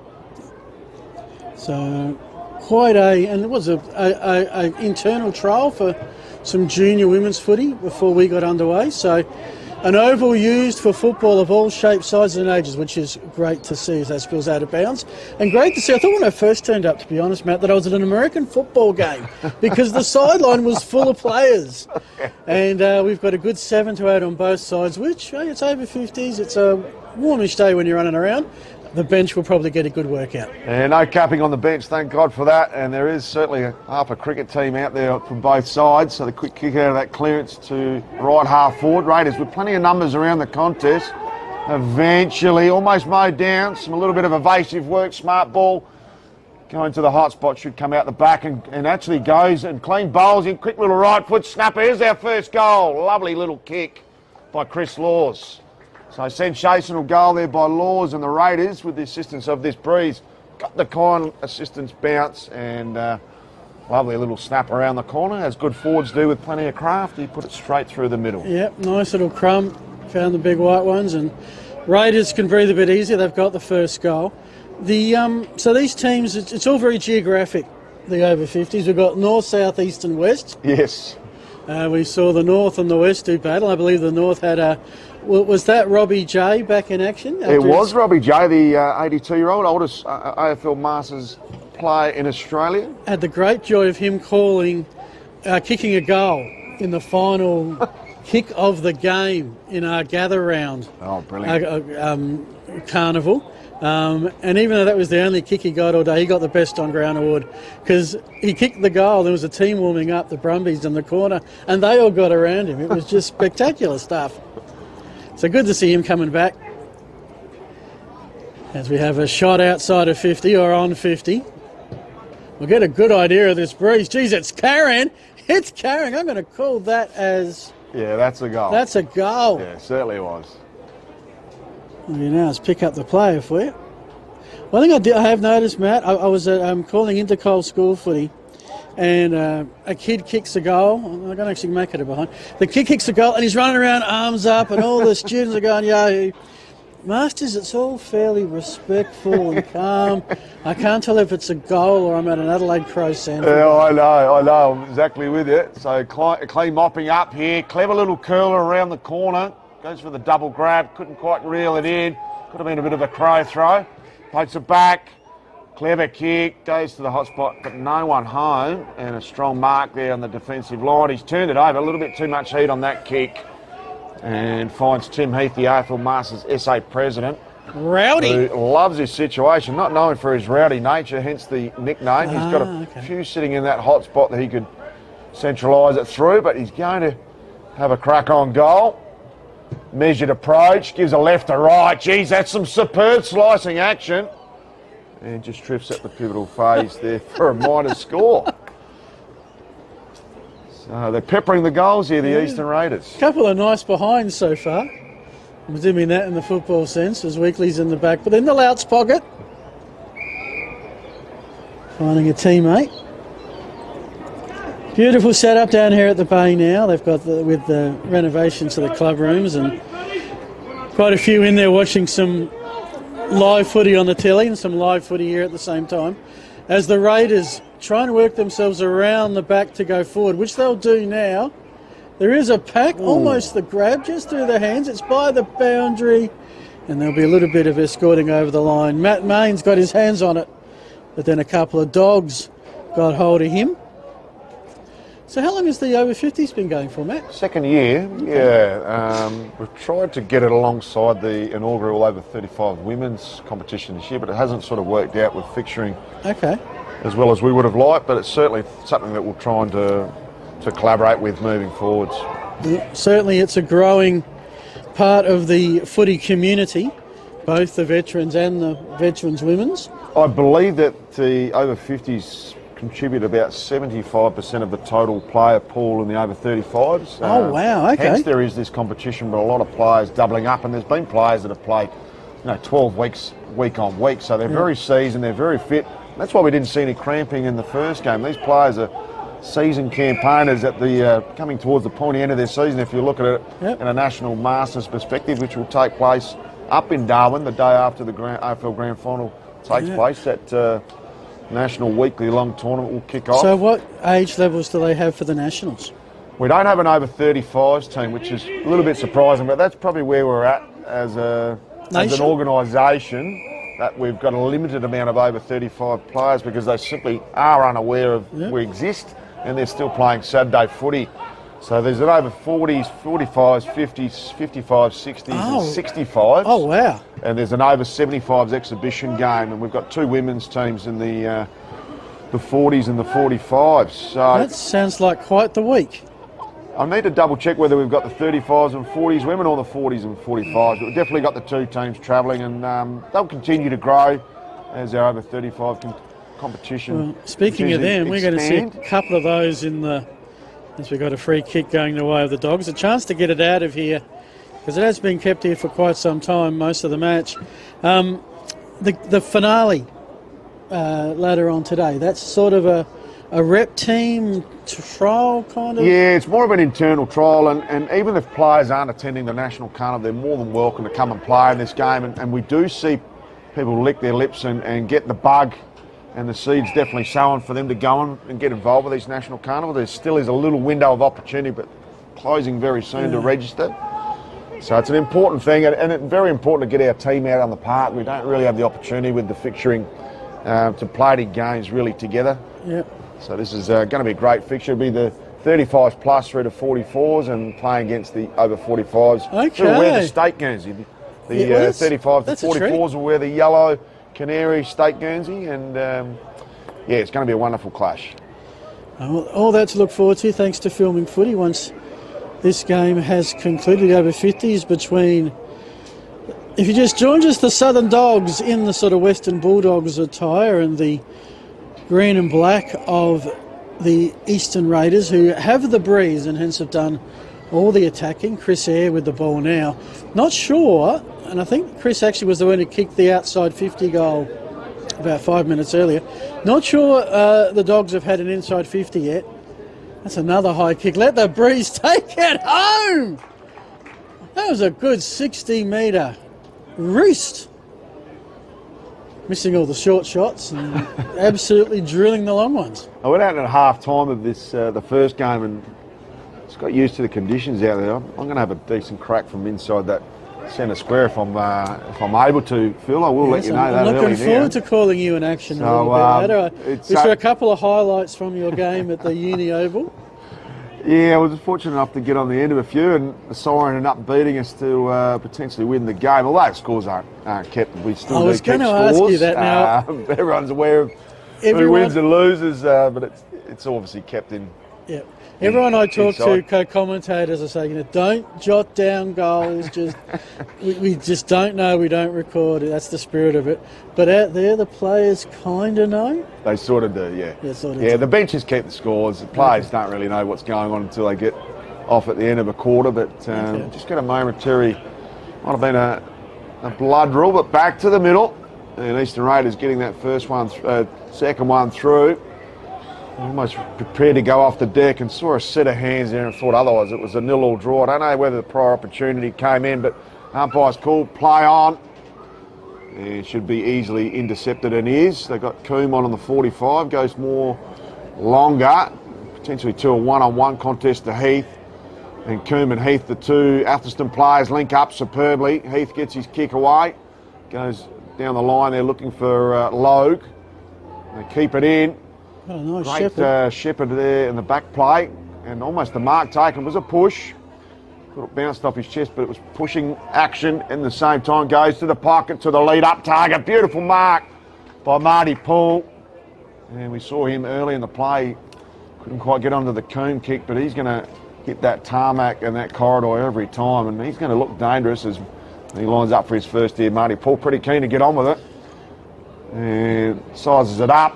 Slots it straight over what would be the would-be goal umpire for a point. Have a look at it. I've had too much footy experience, and it's been tattooed in my brain.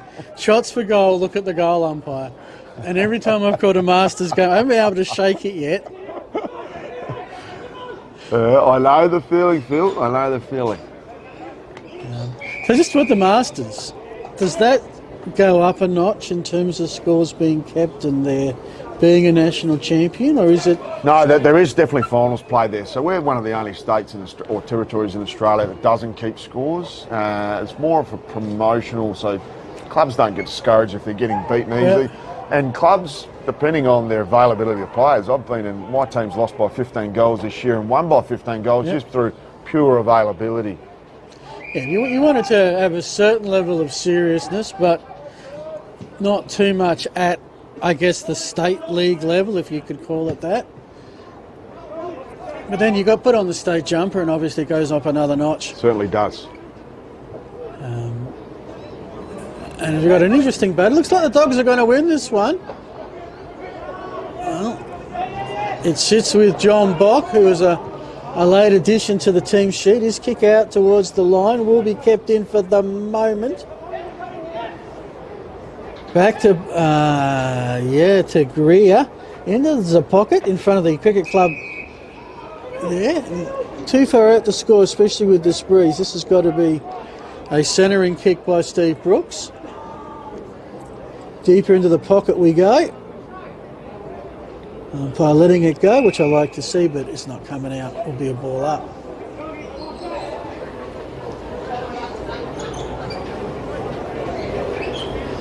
So is this the last series of games, or have the over 35s got another week in them? No, over 35s have still got 3 rounds remaining. Oh, wow. Okay.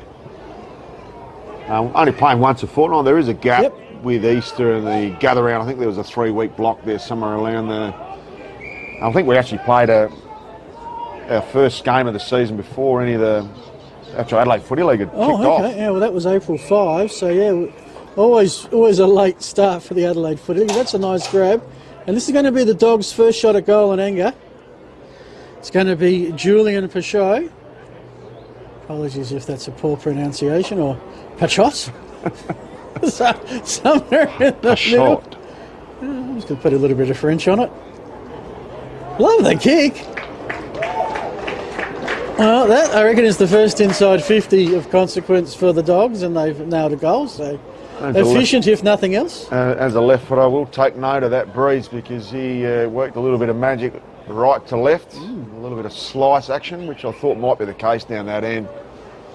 At least it shows that scores can be capable of down both ends. We've seen most of the scoring to the right of your screen. Great tap down. So the Raiders, they've been off to a fly. They go out wide. It finds lines. There's the composure on the siren. And beats all comers. Great start here at Stratarama Oval. Game 2, Eastern Raiders and the Southern Dogs. We'll bring back the second quarter action after the break.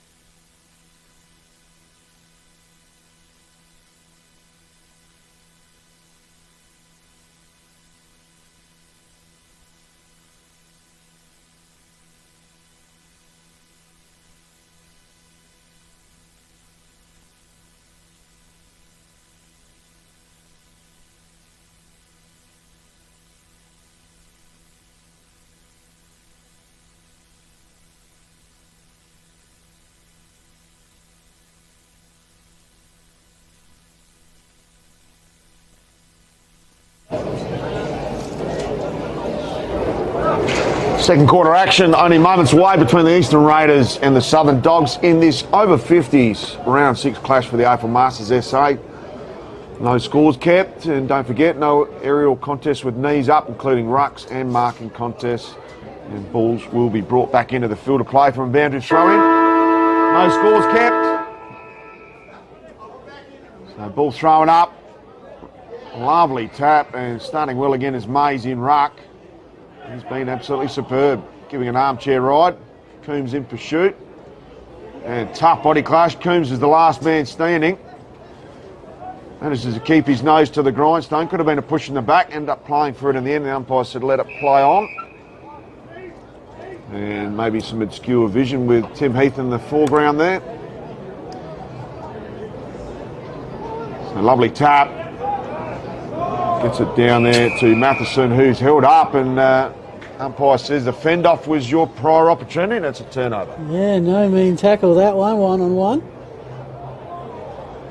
I reckon that's Sammy. I reckon that might be nickname of Sammy. Sam Greek with the tackle. Oh. That's a great contested mark flying from the side. Colgate. He'd be smiling at that one. Maybe they'll put him in the. Maybe they'll put him in the. I don't know about his ad. football intelligence, because he's really tried to come around from that mark. Yeah. Jeez, he plucked that well.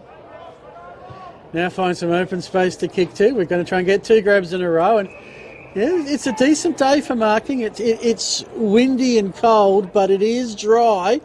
That's 3 marks in succession. It sets with Philip Davenport, who's thinking, yeah, 30 metres out. No, I'm going to straighten it up. Gained a couple of metres, actually not paid. Got to remember not to go too early, but they got a chance here.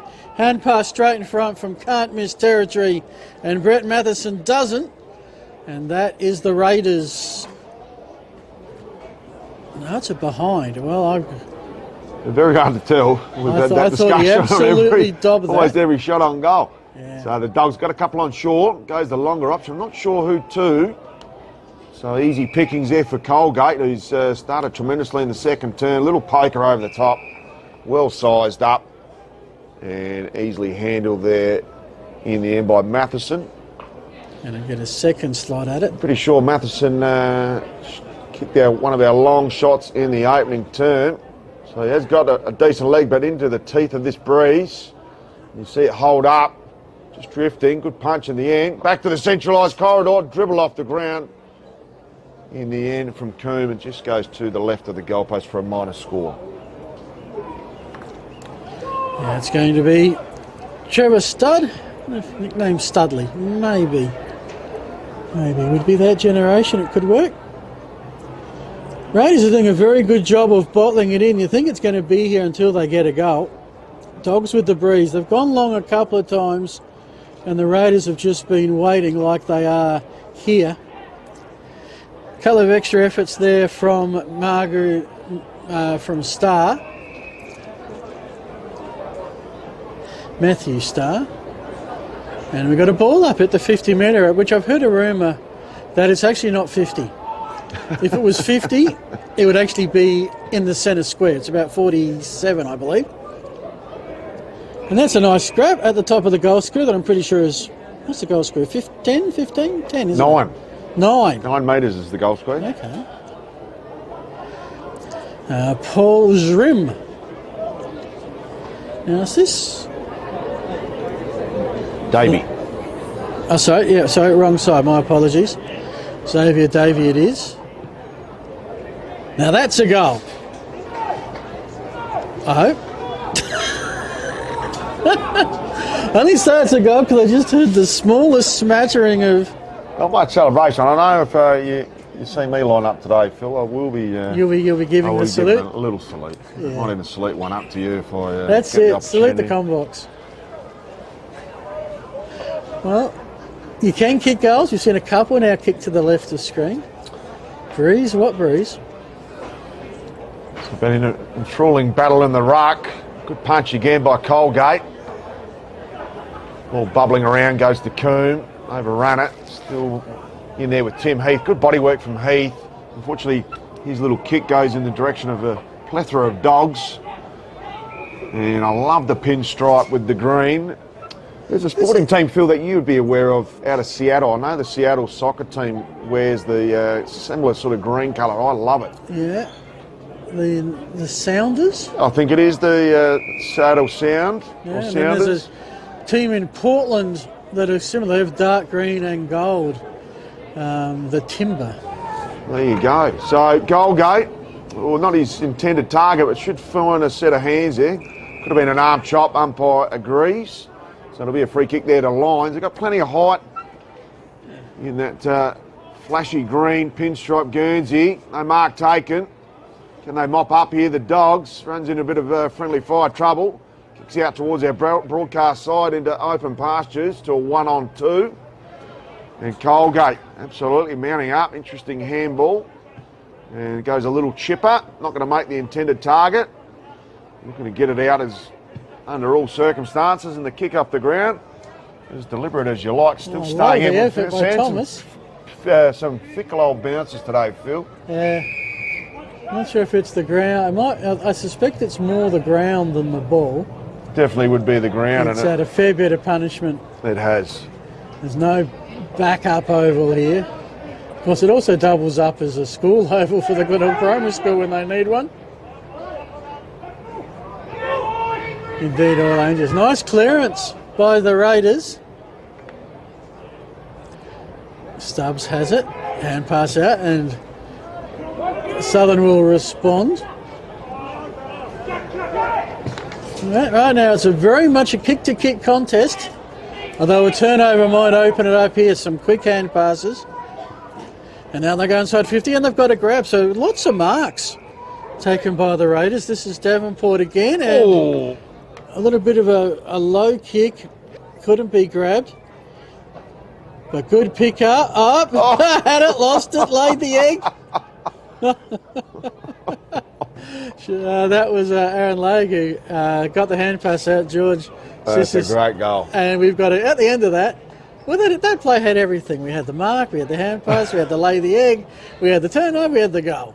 The only thing missing was the Benny Hill music. That's it. And we can dub that. I love the lay the egg theory because it's exactly what he did. See, he made it feel awkward and he's running off now. So the cricket teams have switched, almost the forwards and the forward line. Yeah, very much like the American football, all lined up along the bench. And those that aren't aware of the American football, you have your offensive team and your defensive team, and they switch on and off. And your special teams. Well, you got your specialists as well. Yeah. So back to the middle, and it'll be Whistler up in ruck against Smith. Some lovely work there at ground level. Geez, that's a terrific clearance. Goes straight down the main street. Almost does the hamstring. Goes out the back, direction of Gagliardi. Good body work there by Gagliardi. Yeah. And clumsily takes it out of play. What will be a centralised throw up. I mean, you always about teach 25 players from home. Always teach players attack the ball. Yeah. But when you've got the breeze, you almost have to hold back just a little bit because it's going to carry that extra bit further. Expect the drift. So quick kick out of the contest, inside out torpedo, finds Tim Heath. Heath's been in spectacular touch. Goes to Coombe, his Athelston teammate. And Coombe, his delightful left boot goes down past their broadcast position. Being held up there is Gray. Coming back in is Chris Eyre. Gray almost tried to impact it again. Quick kick there in the end by Grech. High up and under. Smart work by Coombe. And that's a song set of jukes for a little man. Yeah, he's going to. And very damaging left peg. Had that one on in the middle. Still got a couple on. He will bite it off if he can. He's got Heath down the line. Goes a little chipper too. Heath, beautiful drill. And he gobbles that up just in the spare centimetre perfectness. Goes the longer one. No, he goes a little bit chipper.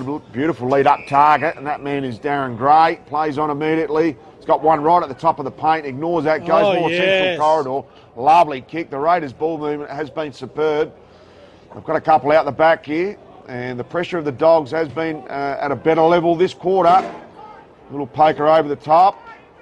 And they're playing on their knees quite often here, the Dogs. And the umpire circling around says, my ball. I thought he might have called holding the ball. He has called that one a little bit earlier. Yeah. Gives him the benefit of the doubt, Phil Hurd. Tell you what, the methodical movement of the Raiders at times has been pretty good. Now, I got excited about that kick, and then it dropped like a stone into the wind. But, yeah, I think it's the Dogs in this game because of the pressure they're applying and winning free kicks like that. But the Raiders seem to have more system about it. As this one spills over the back, sets a task for Marshall. Heath has been very, very busy. Merchant, unable to grab it. Should be Dogs' ball. Oh, there's a lovely juke by Litley. And as you can see, the kick with the wind, bouncing, gaining lots of meterage. Out of bounds will be a throw in. Chance for the Dogs to set and maybe try and bottle it down this end for a little while. They've had the breeze for 10 of their allotted 15 minutes and really haven't done much with it. No, they haven't. I think the Raiders are a much stronger outfit, and as we've seen, they've kicked 2 against the breeze, not against the grain, against the breeze. They've maintained most of the control of this clash, Phil. So we're entering what would be red time in the second quarter. Some great work on the ruck there by Sutton. And ball held up again. Sorry, that's Sean Casey in the 22. They've had a number change up with players. Actually, very impressed. We got 2 pretty much numeric rosters. Well, that's a today. first. We've worked hard on this all season. You're doing great, well, Matt. Footy. It's been our little... My personal highlight was the Modbury over 35s, who took to the field with not 1, not 2, but 3 players, all wearing 16. I remember one of these 50s at the start of the year. We had 3 players wearing number 7. Yeah. Goes towards Colgate, who's a Merchant. Merchant dishes off. He looks very much like Colgate. Merchant gets it back in the 1-2. Goes in the direction of Coombe. He's out of position. Won't make that contest an easy pickings and uncontested in the end. So they've got a longer target on. Been asked to move it on. Oh, just too much heat on there. Oh, fortunate bounce. Such has been the bounce. Is it going to go out the back? Doesn't stay in play, unfortunately, there for Gary Flynn. He was in like Flynn, Gary Flynn, but couldn't hold on for dear life as the ball has been the most troubling factor and the bounce of it throughout this clash and the earlier clash this afternoon. Simon the goal couldn't believe his luck. He was well off the play and the ball took a left-hand turn, landed in his lap and he was off. I think the wind just adds another element to that bounce. Because I think there's also no windsock that I can see here. I think there's a little bit of a before the start of the game, Phil. It is a rarity to see the iconic windsock. It just does not exist in football anymore. I reckon Noarlunga has it. Woodville has one that's pretty much on its last legs. And growing up in Wyler, I used to love it. The day that it used to go completely horizontal. Terrible to play in, but at least I loved having a look at that windsock as a kid. Yeah, well, just over 2 minutes left. Dogs will go forward again. This is a long kick. This might go all the way by itself. It does. There's your goal. Just going to pick up the player who kicked it.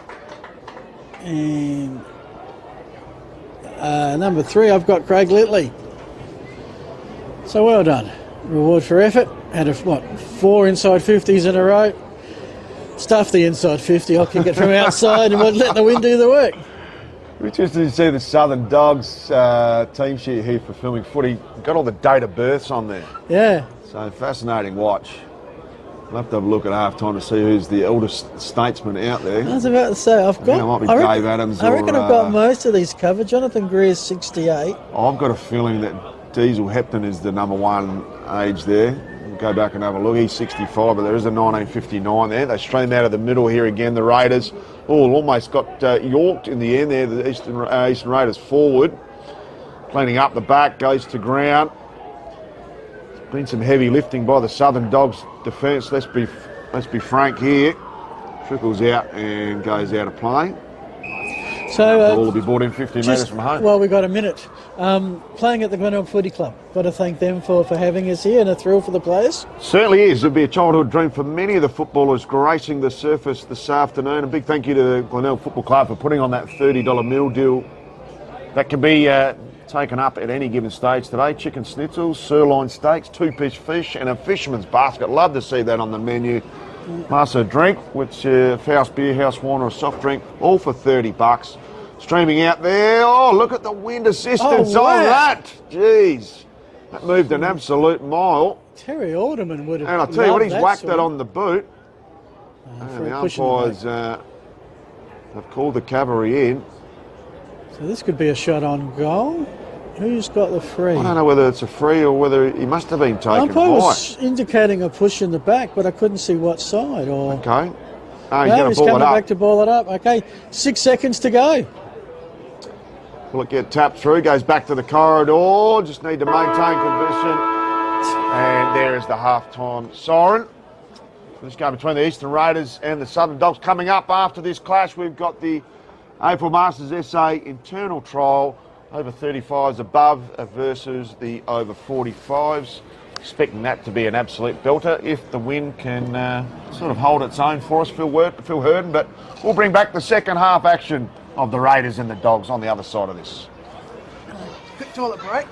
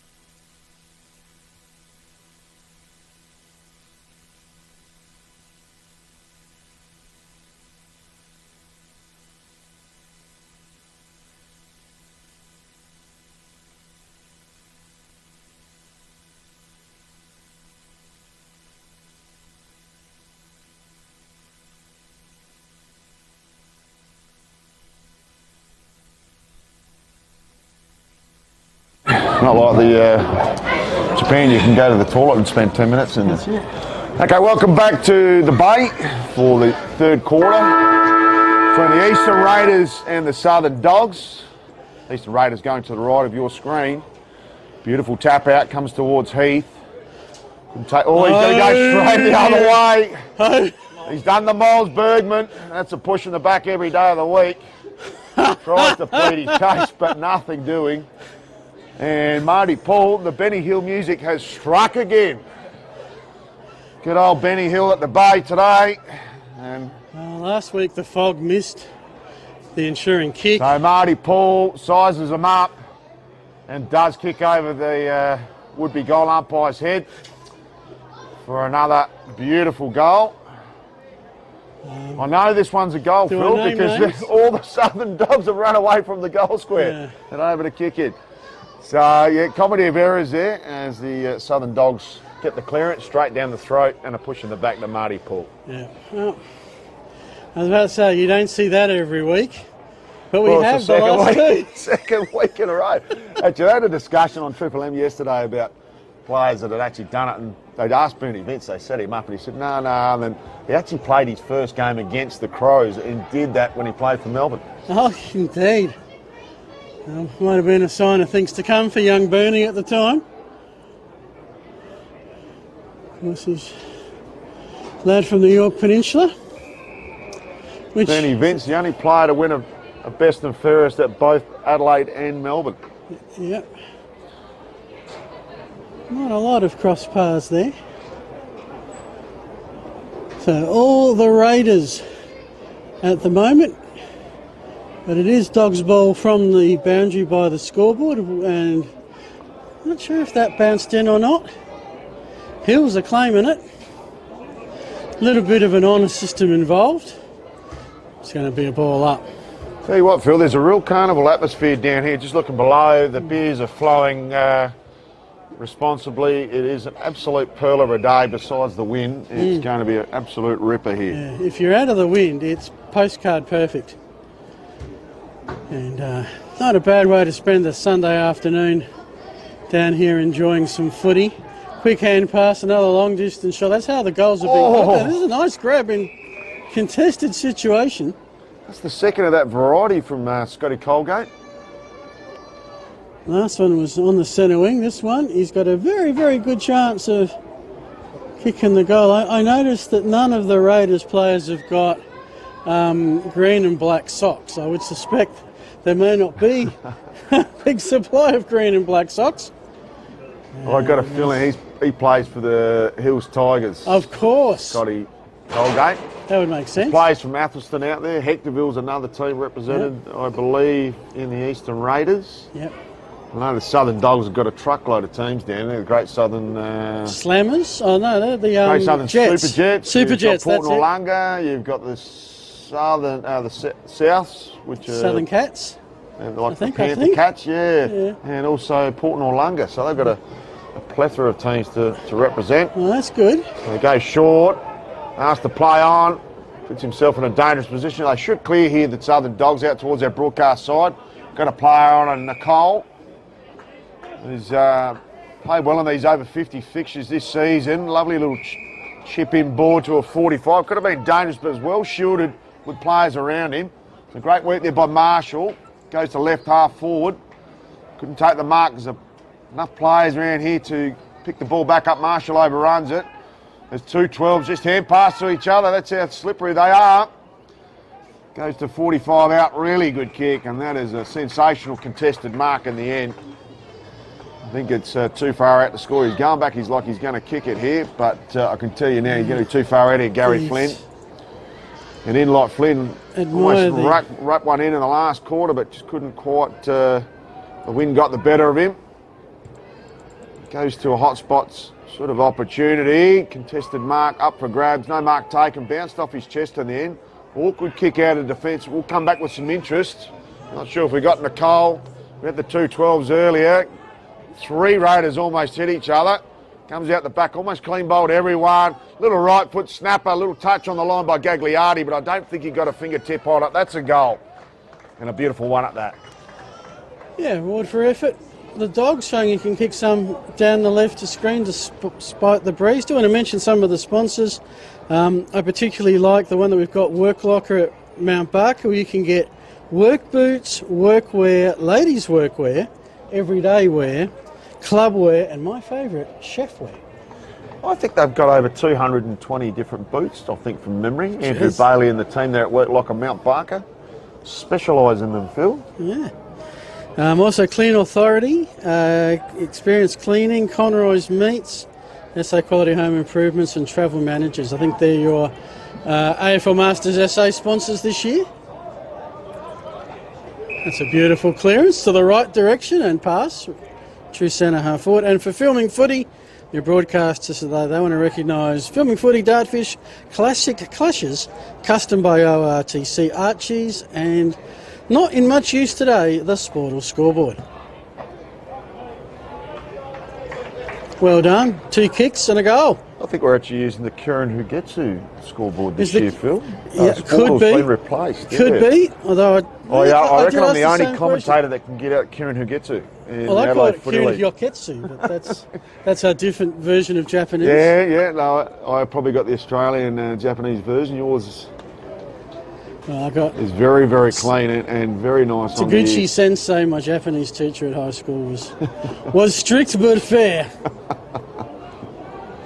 So some great work here by the Raiders with the assistance of this breeze. It looks like it is picking up. Double-handed tap and a lovely one at that. Gives his runners plenty of room to move. Hitting the ball hard there. They've still got one out. They've got another dish. I couldn't quite claim that. Quick kick over the shoulder. Going to bounce fortuitously. Oh, that's a magnificent attack on the ball by Cesis. Sizes them up. Goes to the top of the 50. Oh, contested mark was beckoning.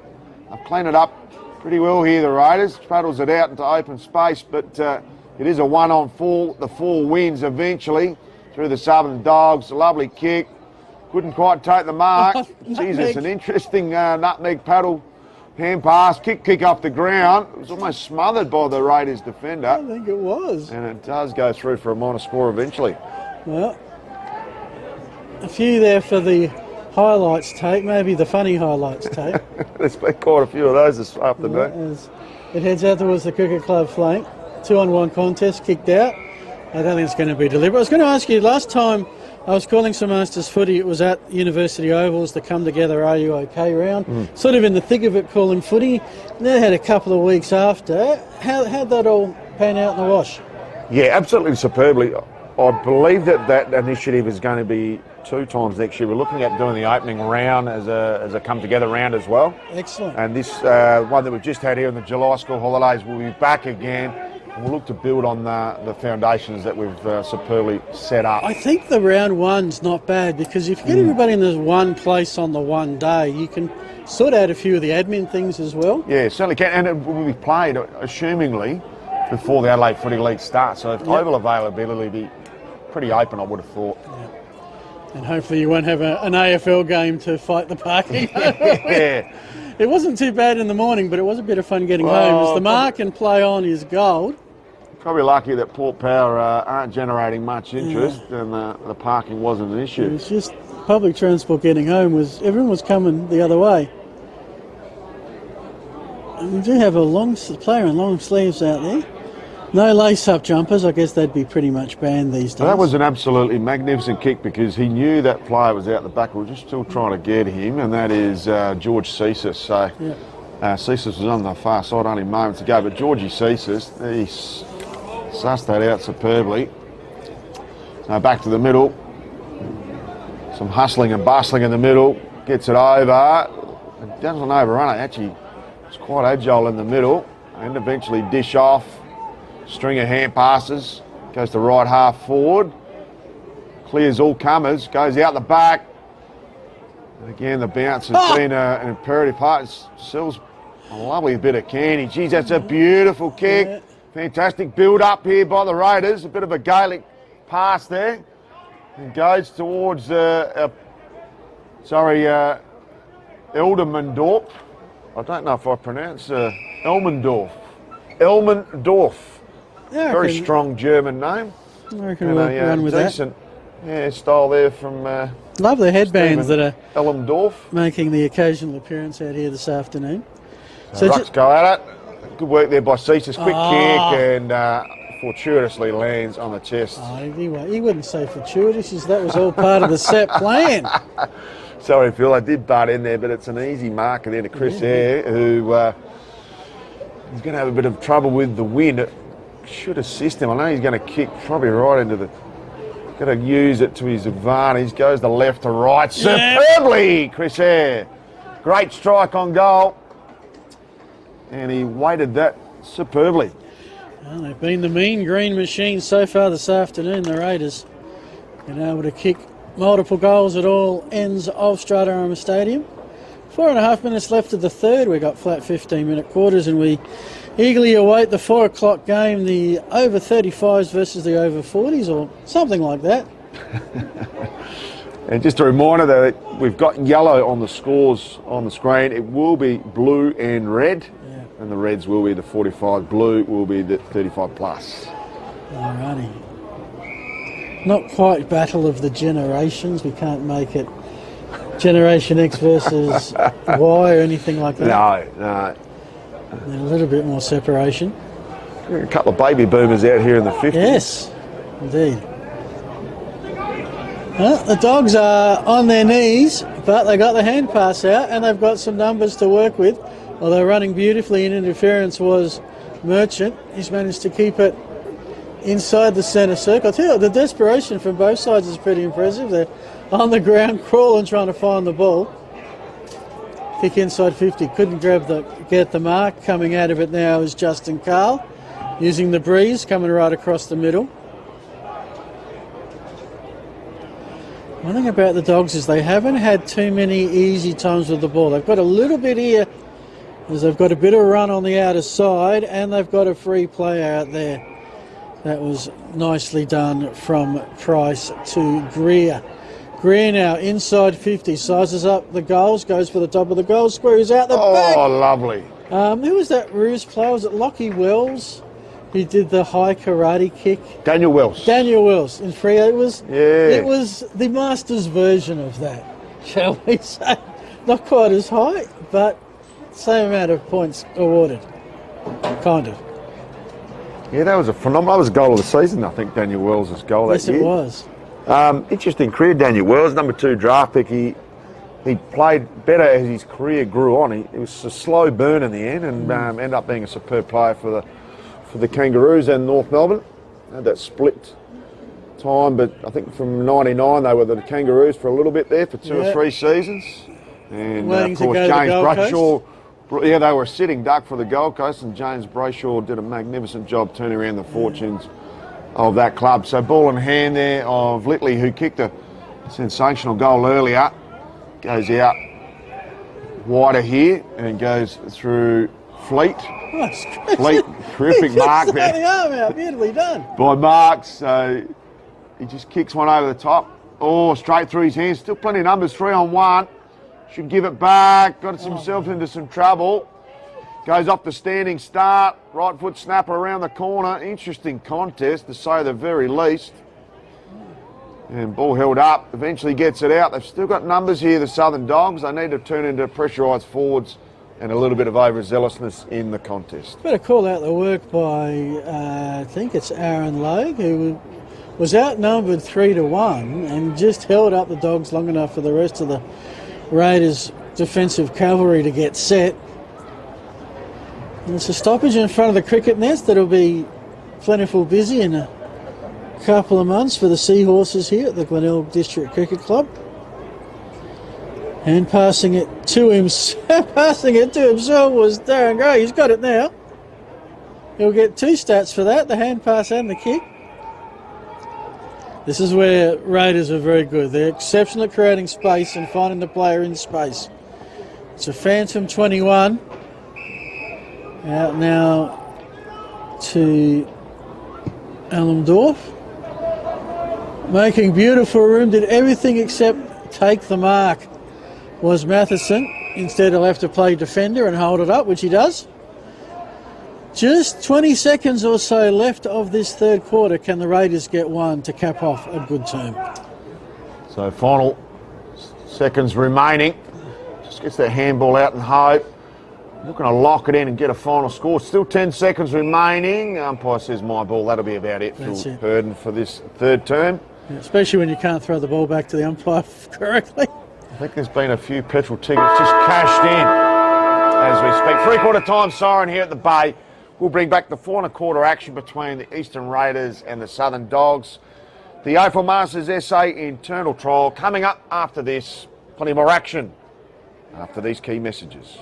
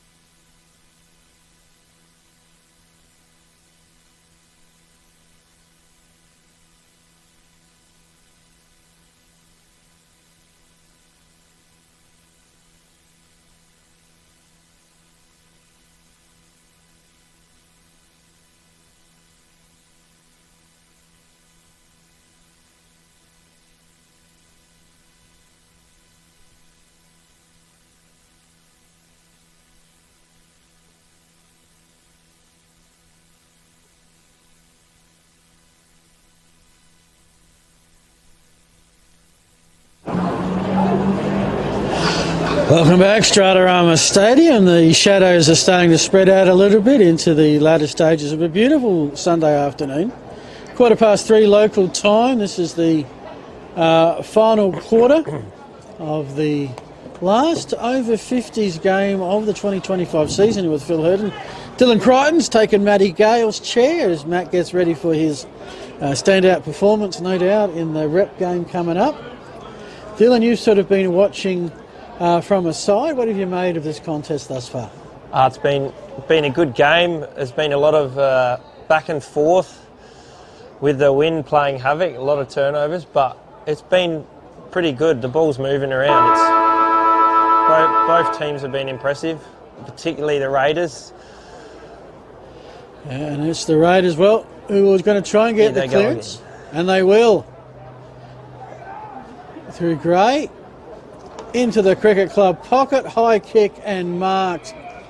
And I'm pretty sure that is Ellentrop, who's passed it on to Heath, who, if he hasn't kicked a goal already, deserves one, although he won't get one there. That's an early behind in the opening 25 seconds.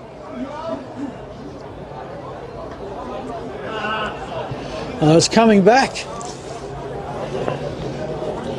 He's going to have a set shot on goal, about 30 metres out. Must have been a late free kick. Yeah. He knows it'll swing to the left a bit, so he adjusts. Beautifully touched, but it well went over the line. That's a goal. Not that you could really tell from the reaction of the players. They do take it in a very matured, responsible way.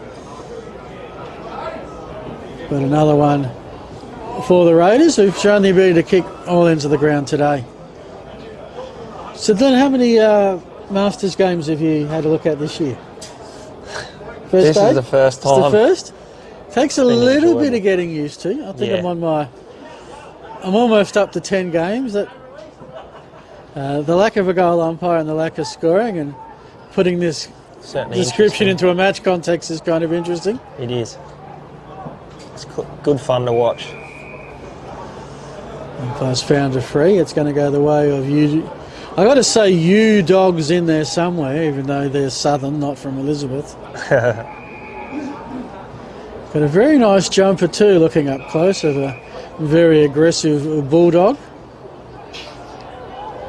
They have it on the outer side. Let's see what they can do with the breeze. Oh, lovely mark. Good contested intercept. Justin Carl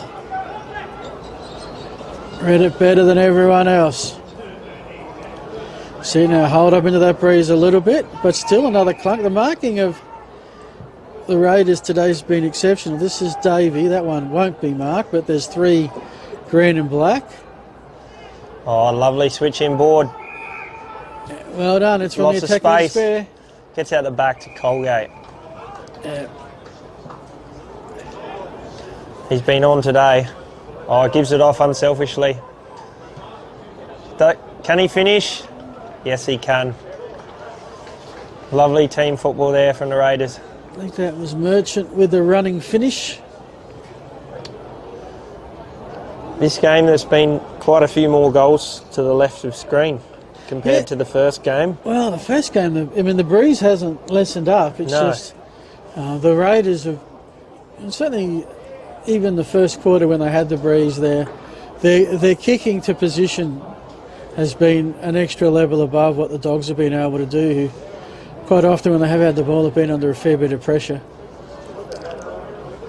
Not that they haven't had their moments. Here we go. Lovely hit out to advantage. Centre clearance, bit of a grubber kick.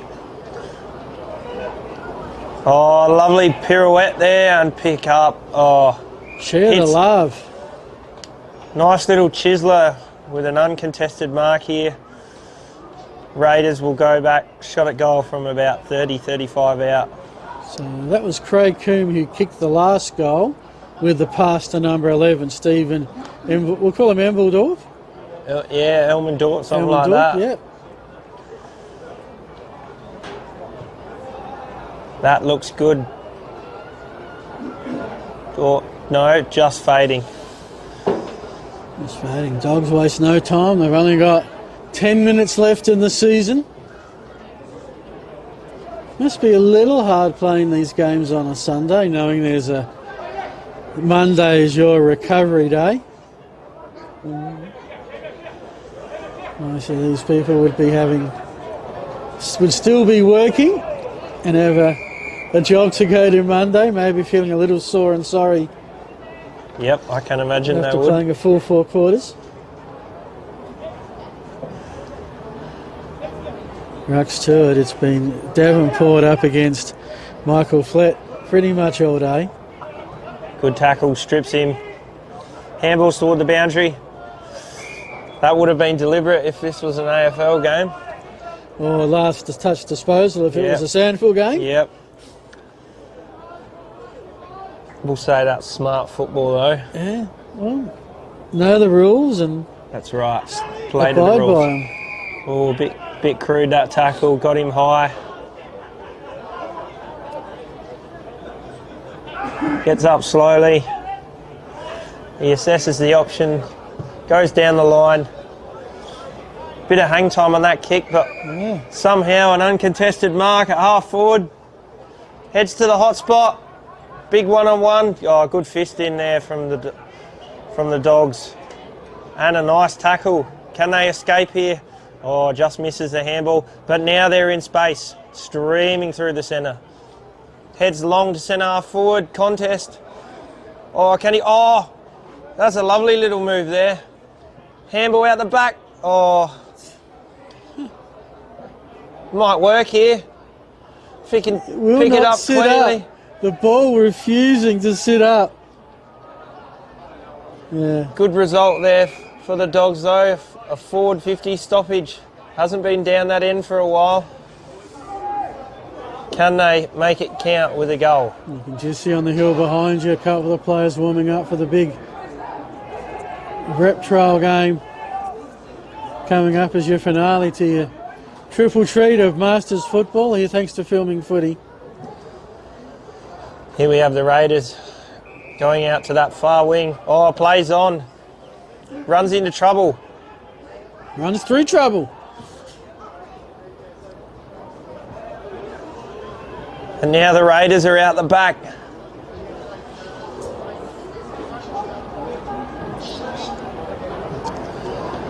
Ball spills out of bounds and we'll have another throw-in.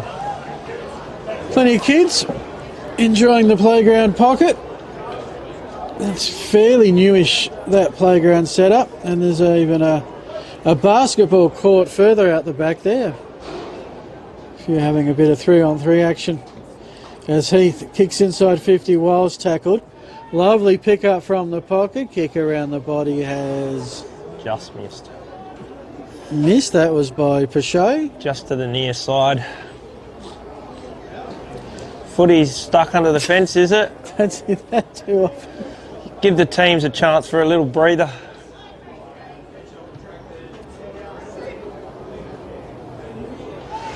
Chance of a turnover, 45 out. Here's Heath. I mean, he's been absolutely everywhere. We've got to give Archie's out. Any suggestions you should get best on ground?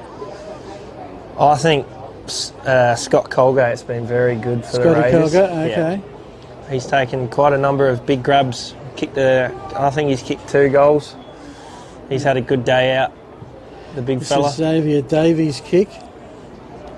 Speaking, is that the big man Colgate again? I think it was. Crashed the pack. Got it out. Big snap to the top of the goal square. Oh, bodies flying everywhere. The ball can't get out. We'll have another ball up.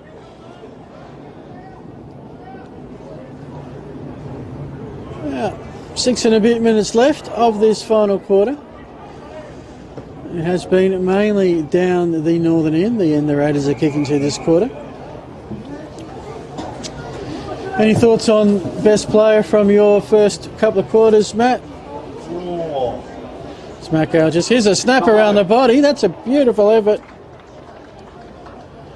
Good luck with that, Phil. Thank you. Yeah, thanks, Matt. Tim Egan was pretty prominent. Yeah, he's been on my list. Ellendorf with the snap gets the goal. And we'll all go back to the middle. Darren Gray's had a good game. Daryl Gray, another one. Yeah, Darren, yeah. There's a few. Maybe it's someone who can provide something spectacular in the final minutes that'll get the nod. We've got a new batch of iconic Dartfish beanies. So, not too many, if any, have these right now. Plus, of course, the Archie's footwear. And everybody with any sense has Archie's footwear. Taps it out into space. We come out to the near wing. A rare sight in these last couple of games. The ball's lived out the far side. So that's what a football looks like. Yeah. Well, the nature of this ground, that the breeze may favour one end, but usually it does have a bit of a sideways Yep, coming off the effect ocean. coming off the coast. He earns himself another free kick.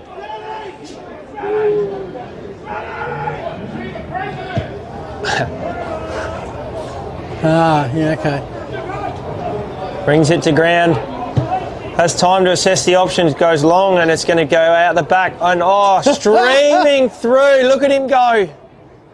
Oh, what a nice effort to finish the goal there. I think that's Sam Greek, number 1, aka Sammy. I will stand corrected if I'm wrong, but he came from the clouds, didn't he? Yeah, no, round the outside. Yeah, managed to scatter the numerous galahs that think it's feeding time on Stratarama Stadium at the moment. Might get fed a footy if they're not careful. Just over 3 minutes to go. Probably time for 1, if not 2 more goals. Maybe. Clearance will go the way of the Dogs through the middle. Getting in the weather, we've got couldn't take it. A Phantom 21. And then he ended the ball up.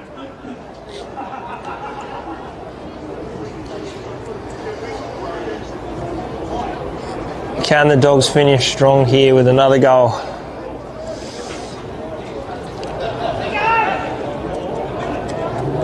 Ball spills out. It's coming our way. Darren Gray chasing after it.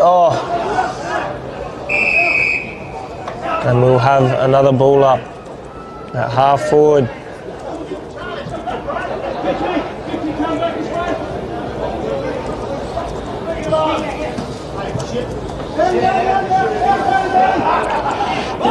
He's taking on the entirety of the Dogs, is Heath. Creates the stoppage.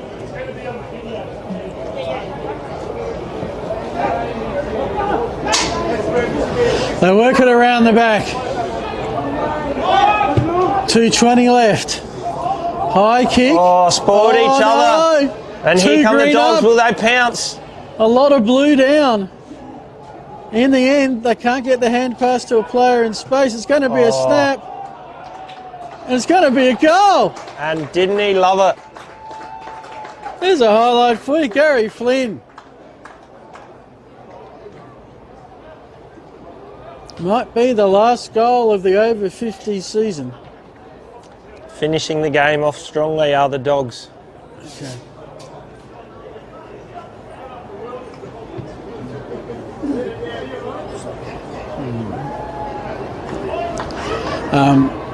So I'm going to, about 30 seconds to go, I'm going to head off, so you're going to bring us home at that point.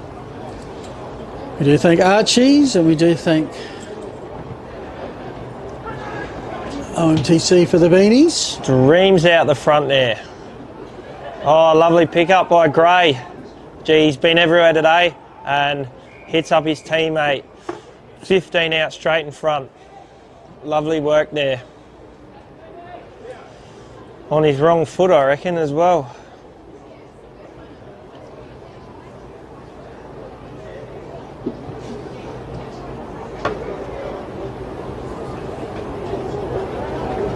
And I think that's going to be ruled behind. Into the final 45 seconds, Dylan. I'll see you for the over 35s. I'll be down on the field shortly. See you then, mate. Ball goes out the far wing. Turnover, Raiders have got it back. Pump it inside 50. Can they get one last goal? Or will the Dogs hold them up? Dogs get the ball back, send it out.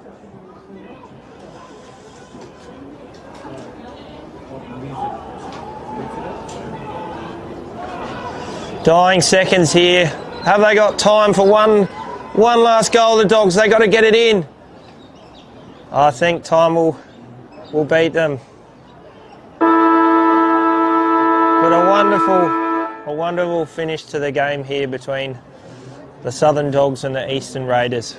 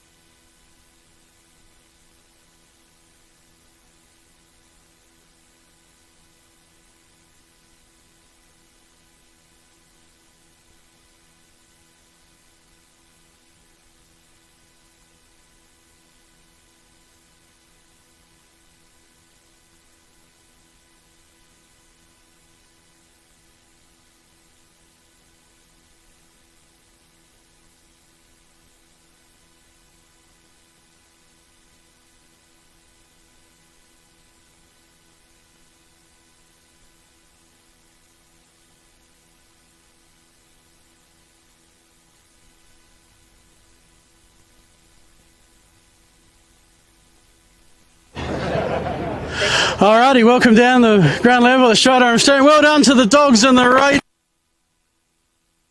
We give them all a round of applause. Some wonderful highlights. Good to see some players going both ways today. That was fun. Number 14 for the Raiders. I think it's Dylan Gray with the win. Congratulations. Thank you. Customs beanie and the Archie, something for summer to enjoy. No worries. Thanks. Couple of quick words. How'd you find today? Yeah, it was great. I love getting out with the boys. It's just a good social kick and catch with the boys and love it. Yeah. Last over 50s game. What's next? A long summer. And is there a fifth quarter happening anywhere? I don't know. It's up to the boys. Yeah. Alrighty. Congratulations, Raiders and Dogs. See you next year. Back upstairs.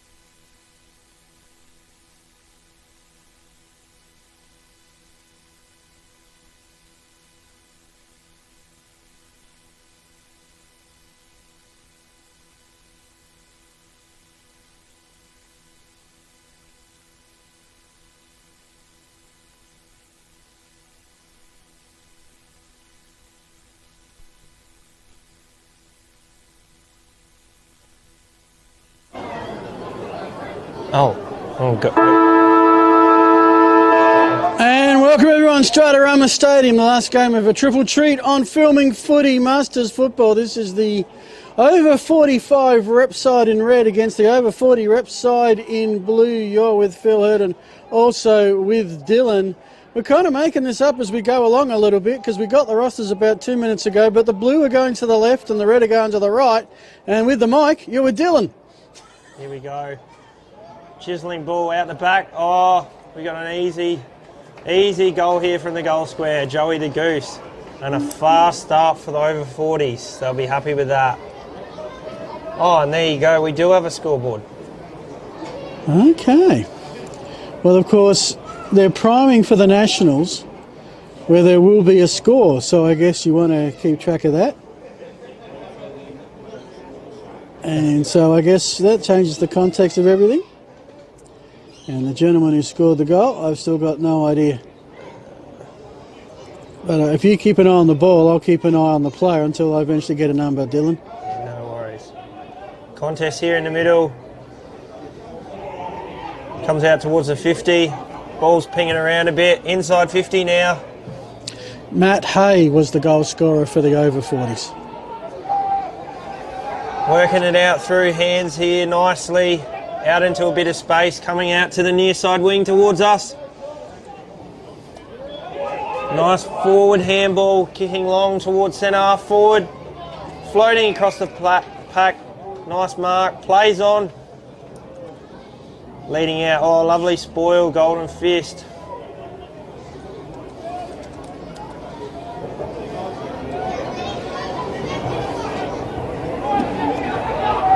And here we go, kicks forward, oh nice mark. No, he must have been touched, he's played on.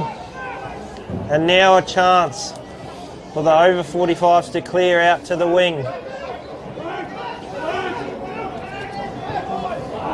Oh, that's landed on the chalk, I reckon.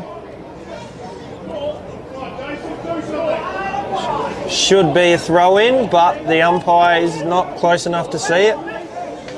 So we'll have a free kick to the over 40s. Or will there be some honesty? Yes, there will.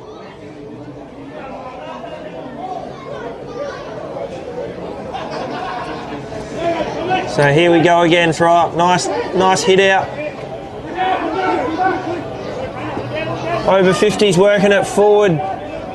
Chasing after it hard. Lovely pickup, and he's hit it towards Matty Gale out the back. Can he get it? Oh, Matty Gale! What a start for Matt. And a nice easy Joe the Goose. We've had two so far from the goal square. Well, one goal apiece. What a titanic one-on-one battle. You'd want to go to a replay for that. Kept his feet. A bit of good fortune Defender, unfortunately, to put that in quotation marks, fell over. And an open goal for the clean boot. They were all tied up. Heck, I'm going to have to get reused to a scoreboard in Masters footy. 3.5 minutes gone, one straight goal apiece. As you mentioned, Dylan, straight from the goal square on both occasions. Yes, the fullback should have had an easy night there, but oh well. Oh, lovely cut off there and plays on. Kicks long towards centre half forward, bouncing ball. Picks it up, handballs forward, doesn't got a lot to kick to here. Under pressure. They're outnumbered, the over 45s. Ball's pinging around and eventually held up. We'll have a ball up about 45 out.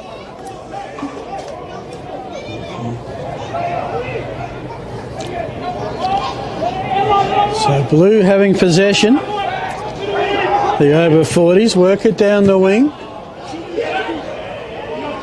Battling hard for it is Chaplin from the Phantoms. He's got himself a free kick. From the half-back flank. Elects to centre the ball. That carries with it a degree of risk. But it stays in Blue possession, an end-over-end kick. Umpire Bit of umpire there. Contact. It's spelt to a number 15 I don't have listed. That's okay, I'm sure he won't get many touches if he's not listed. Now the inside 50 kick. Any score will put the Blue team in front.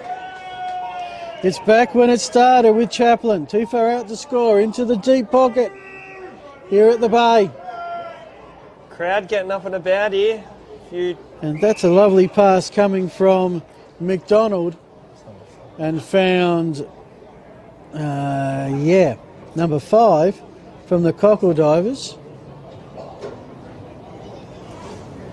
Yeah. The handwriting has got us slightly perturbed. And he scored a go in front. Oh, lovely. And he gets full value with a goal. We had a perfect view of that one. Kick truly. I'm going to go... Oh, no, I keep thinking different things.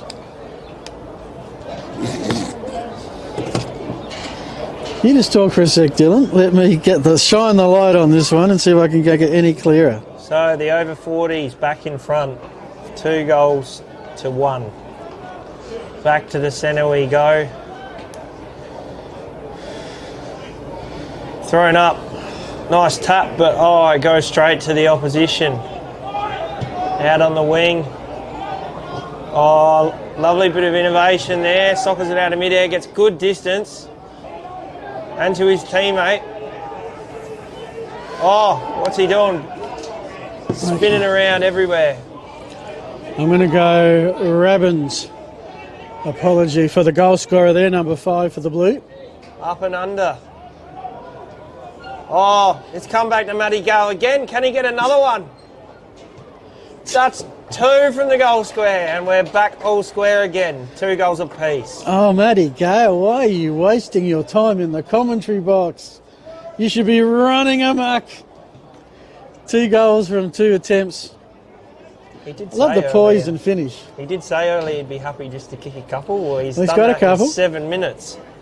What a fast start here. 4 goals. I wonder if I have to give give him the Dartfish beanie and the Archies, because he's probably got a collection at home to give out to people. Yeah, that wouldn't be fair, would it, No. to give it to Matt?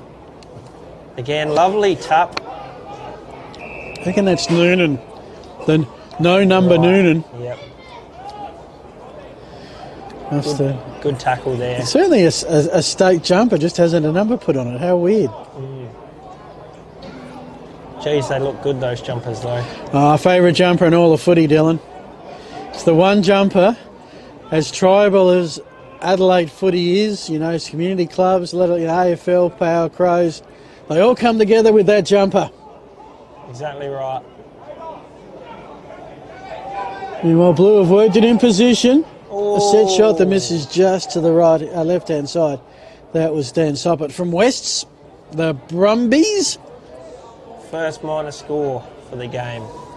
But enough to give Blue the narrowest of leads. 8 minutes gone. I'm assuming it's 15-minute quarters. I guess we'll find out if we go 15 and a half and we don't have a siren. We've had some good attacking footy so far here. Contest out on the wing, and the over 45s win it. Work it by hands. This is good football.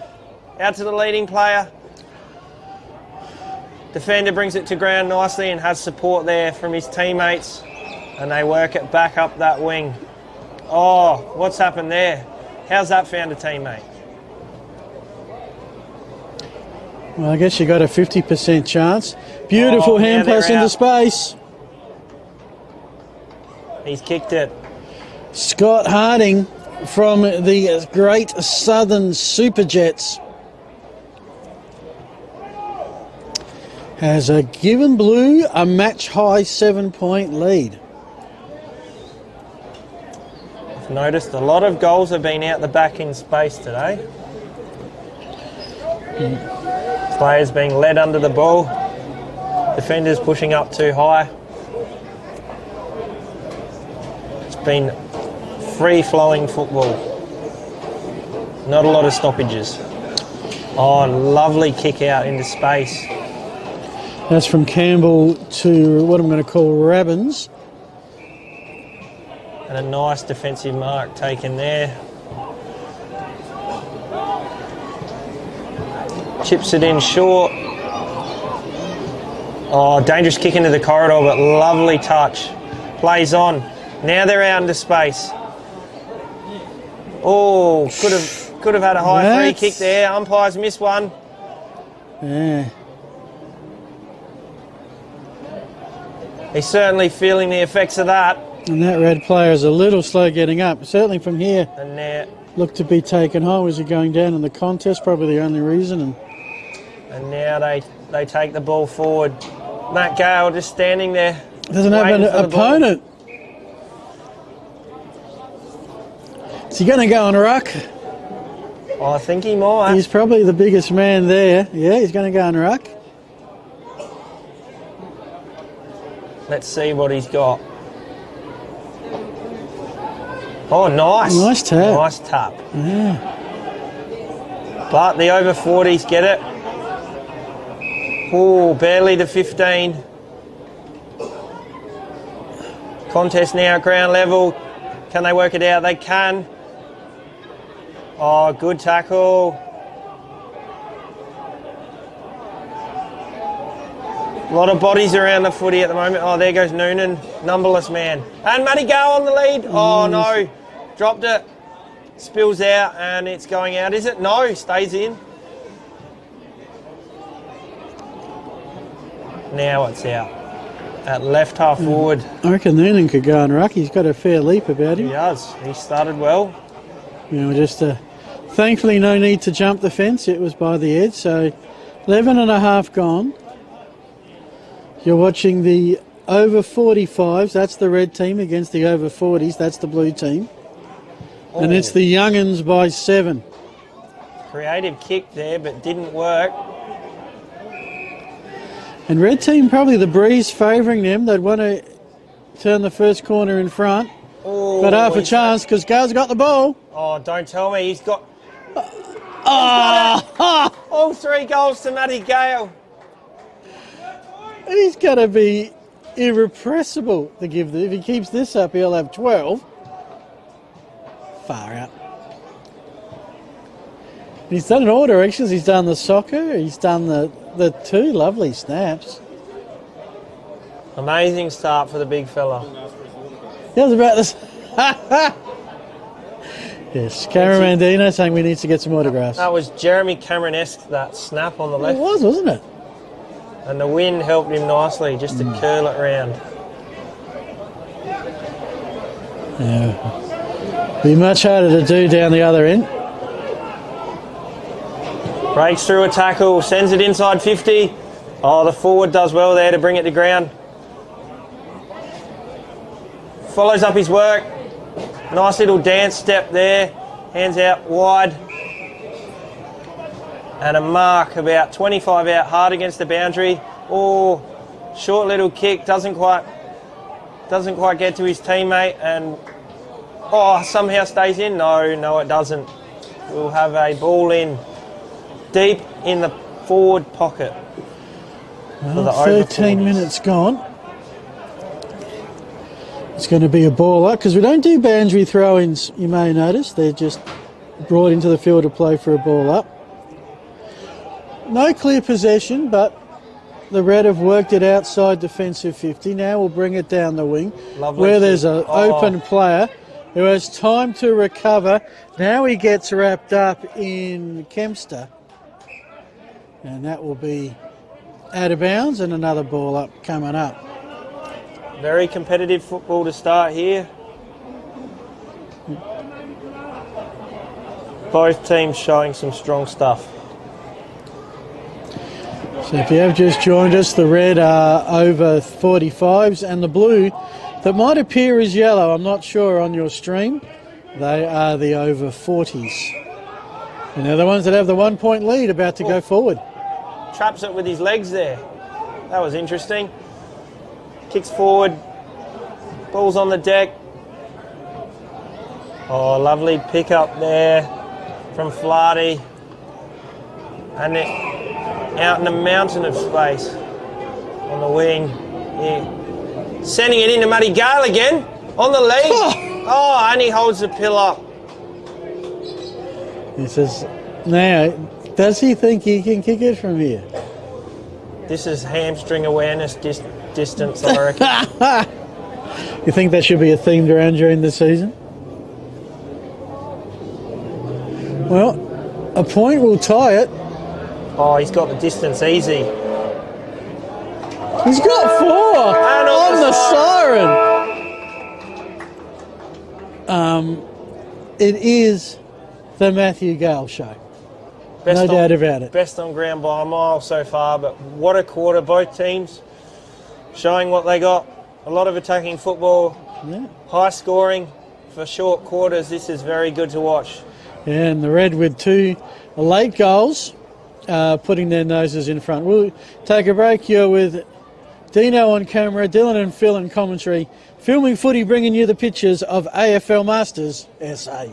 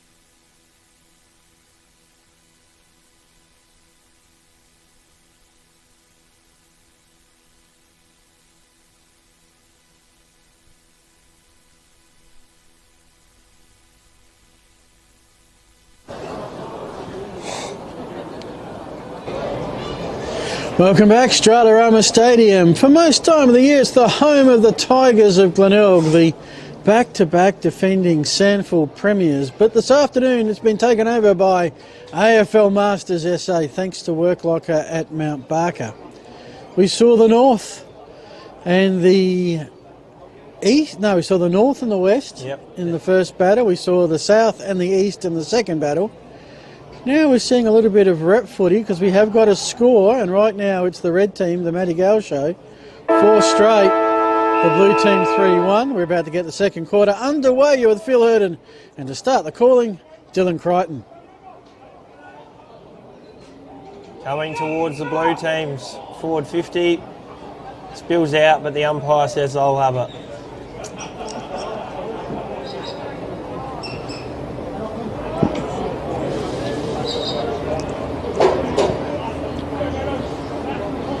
Lovely tap to advantage. Picks it up nicely. Sends it in, a high ball. Oh, lovely grab there by the full forward. And Scott Harding from the Super Jets. Can he finish here? No more than 20 metres out on a slight angle. Aims it at the left post, coming back, straight through the middle. Good start here.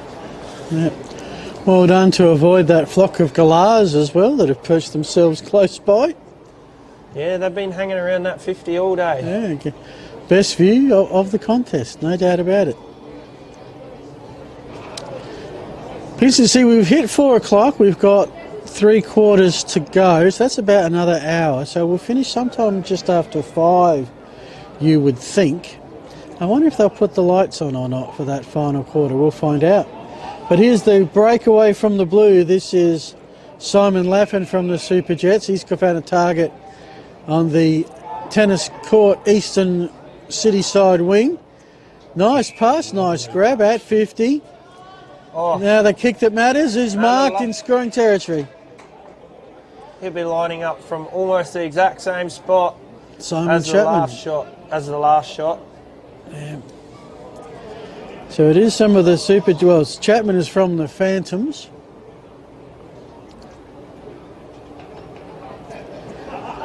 As Dylan mentioned, a few from this spot. Keeps it low and has missed to the near side. If someone is practicing their goal umpiring, which is, well, I guess if you want to practice being an umpire, go to AFL Masters because there's a few vacancies. Lovely kick out wide there. A quick play on with hands into the centre. Yeah, we got a Phantom 12 out there. Could be right. Could be right, could be Noonan. The galahs are scattering. It's coming out our way now. Oh, with the sleeves there, Chris Hanley. Kicks in board nicely to said number 12, who we don't know the name of. Kick to kick between the two of them. Hanley, high ball towards centre half forward. Gives away the free. Pushing the back. Now with Matt Campbell.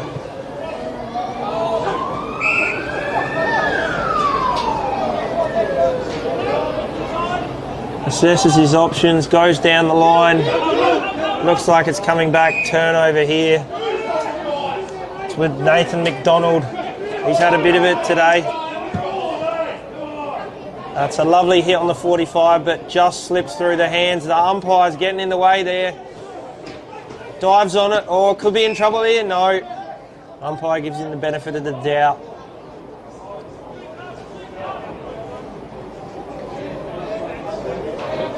You see a lot of that at the older levels of footy. Umpires given the benefit of doubt. Yeah. Under pressure, turnover. Oh, nice little grab there. Oh, we've got a unintentional barrel. Oh, the teammates nearly collide. Well ducked. Well ducked by the man in green. Oh, could be in trouble here. No. Just gets the handball.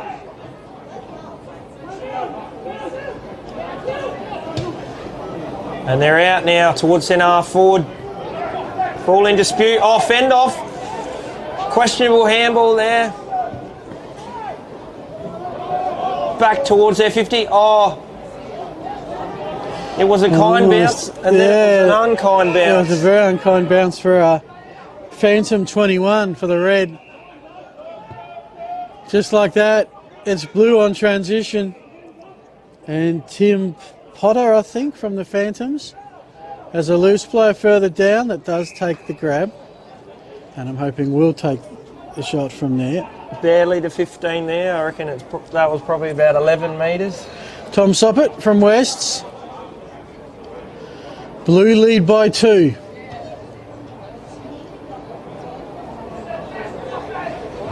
Make that 3.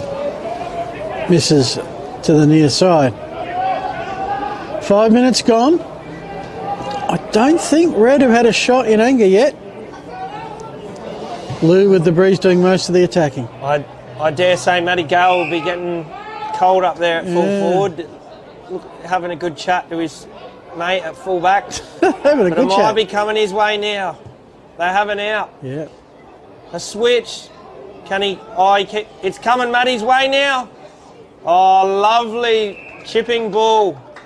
I'll tell you what, the delivery's been pretty good as well. He just has to stick the long arms up and suck it in pretty much. Did not have to break stride there. He should have the distance covered here, even against the breeze. Can he kick truly? Looks pretty good. 5 straight. 5 from 5. One-man show here for the over 45 so far. Single-handedly keeping them in this game. Tell you what, we might have to burn this video so no one from anyone interstate can see South Australia's secret weapon in action. And just like that, the miss at one end, the goal at the other, gives Red a 3-point lead, 6.5 gone of the second quarter. As some of the hecklers might say, put a man on him. Yeah, well, not much the defender can do if you're going to give delivery like that. As long as Gal gets a decent start on the lead, good luck. Here we go again. Over 40s with the clearance. Just working around by hand. Out to that far wing. Oh, ball didn't sit well for him there. I think he's had his head taken off there. I think that's Flardy with the ball now, number 50. Doesn't know where to go with it. Heads long down the line to a contest. Oh, lovely hands and a quick play on. Very quick decision. Will it pay off? Not a lot to kick to. High ball. Matty Gale again. Oh, don't tell me. No, not this time. Across the face, no score. Over 40's back with the ball, but now it's come back inboard, and there's a fight on here. Matty Gale might be in again here, if he can pick it up cleanly. Handballs it straight to the opposition though. Oh, could have been a push in the back there, and another one. Nothing to kick to, great smother there. Back towards Matty, oh, no one's on him. Yeah. Oh, he's going for 6. Managed to get loose. Can you believe it? Well, this has been worth the price of admission alone, Dylan. Albeit it was free entry today. Maybe it shouldn't have been. Yeah, you can charge money for this display. 20 out, and the boomerang. He's had some very impressive kicking today. That would probably be on the lower of the 6, but goal it is. Just like that, the red team have kicked 2 into the breeze, and they have established their biggest lead of the day, which is 9 points. I think the match high was 10 by Blue a little midway through the first quarter. And maybe the scoring end is changing. Has that wind direction or the wind speed slowed down? It's not getting any warmer, I will certainly say that. Definitely not as the sun fades. Will the lights come on? I reckon they might have to for the final stanza. Beautiful centering kick, in the end finds the target. That kick from Dave Dyson to Rabbins, who goes further forward and finds the target in Phantom 15. Yeah. Well, we were conjuring about 2 minutes before first bounce, calling a game of football without a roster. We've got one, but there's still a few holes. We got a few. So it's the Phantom 15. They need this one, the over 40s. Nice kick. It's coming back, I reckon. They can't get hands on it. Oh, no. No, he was held on to. Kick. It was blatantly obvious that the red defender couldn't get to the ball, was being held. And I guess if it's there, it's there. I'm just not sure if that would have actually made a difference if he wasn't being held on to. But you still got to call the free. So, you know, the usual story, if the umpire gives it your way, they're the most awesome umpires we've ever seen. If it's against you, what are they doing out there? who'd be an umpire. Interesting that the ruckman there has a different Guernsey on, I've noticed. He's got the Jets He's jumper got the jet on. on the front and the white number instead of red. Here we go, back inside 50, but to a swarm of over 45 numbers. Self with the intercept mark. Kicks out wide there with Harris now. Kicks long, ball bouncing. Who can get onto it? Numberless jumper, we're going to say it's Noonan. Turnover again. Yep. Oh, lovely attack on the ball there. Harris again. And we should apologise if we're getting some players' names wrong or numbers wrong. We do apologise. We don't exactly have the greatest setup to be prepared for that. Kick comes in, nicely avoided by umpire again. Hot footy, 49 metres out, will be a stoppage and a ball up. Just 3 and a bit minutes left of a entertaining second quarter, which Red have now lead by 9 points. Ruckman gets the clearance, takes it out of the ruck. Oh, may have been a holding free there, lucky to get away with it. But a lovely hit on the lead now. There's a player out there who I think is either wearing 77 or 177. There's a sort of a 1 tacked under the armpit. Chris Hanley in the long sleeves with the intercept mark. Heads back out wide to a 1-on-3, really. Too easy there for the defenders. It's coming back inside 50 to the nameless number 15. But we have a nice spoil out of bounds. Yeah. So we've got one who's nameless and one who's numberless. I guess it evens out in the wash. Just over 2 minutes left. Blue trail by 9. They're 50 metres away from doing something about that deficit. And they'll get the initial clearance, avoiding Noonan. Lovely gather there. Right and left. Has a bounce when he doesn't really need it. Now it's Campbell's kick into space. Red there first.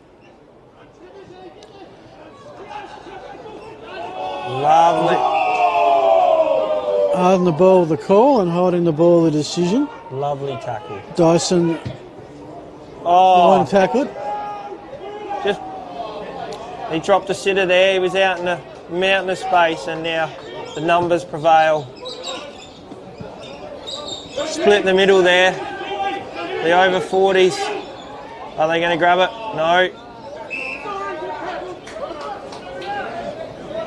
Another ball up on this near side wing. Usually at this time of proceedings, players look forward to a bit of a break, but you don't get it in Masters footy. At least I don't think they're going to get it at half-time. Might be interesting. They might actually take a longer half-time break. We'll find out in about a minute and a half's time. So I'll head back to the change rooms. I think they've earned a long break. They've been working pretty hard.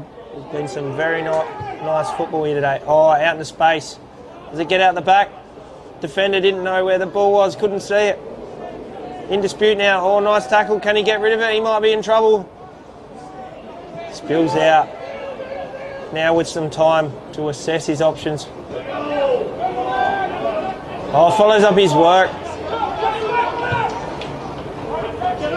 Oh, lovely there. Attacks it. Keeps it in too. Sensational effort there, but to no avail. Still under pressure though. The over 45s, they're hunting this ball. The unintentional trip there, not paid.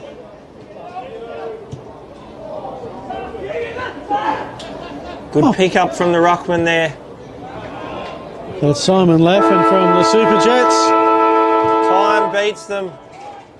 He'll have an attempt anyway with the barrel. Good half of footy there. Just like that, it's half-time in the rep trial game. The Red, which is your under 45s, have a reasonably narrow lead. Straight kicking, all courtesy of Matt Gale, 6 straight. The Blue, bit of a mixture, 4-3-27. It's a 9-point lead. Looks like we're going to have a short half-time break. We'll take a break. Hope you're enjoying this one. Thanks to Filming Footy.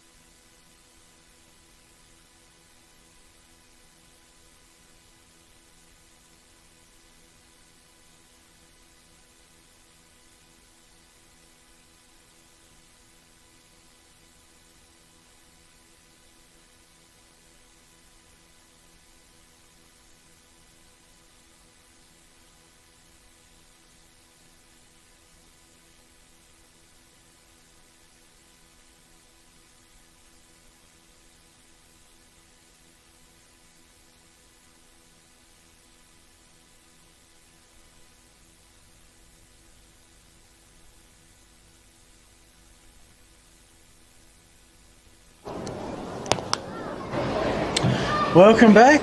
Second half, not too far away. A pretty interesting contest. You have Phil Hurden and Dylan Crichton. And Dylan, who would you back here at the moment? It's the oldies in front. Is that the younger legs to come good, and if they find a way to hog tie Matt Gale down, they might have a chance. They might, but it's certainly interesting because in that second quarter, the over 45s were kicking against the wind, and they outscored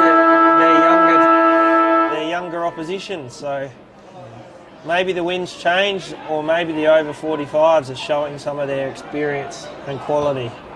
Indeed. Oh, over Matt Gale's head. You missed. Inside 50 though, ground ball. Can he lay the tackle? Good tackle and pressure there from Matt. Ball still in dispute, and held up 45 out from the over 45's goal. Just the temperature at the airport, officially 16 degrees. Throwing the wind chill feels like 11 right now. Northeasterly about 19 kilometres, so still favouring that southern end. But sort of blowing to our end. Nice kick into space.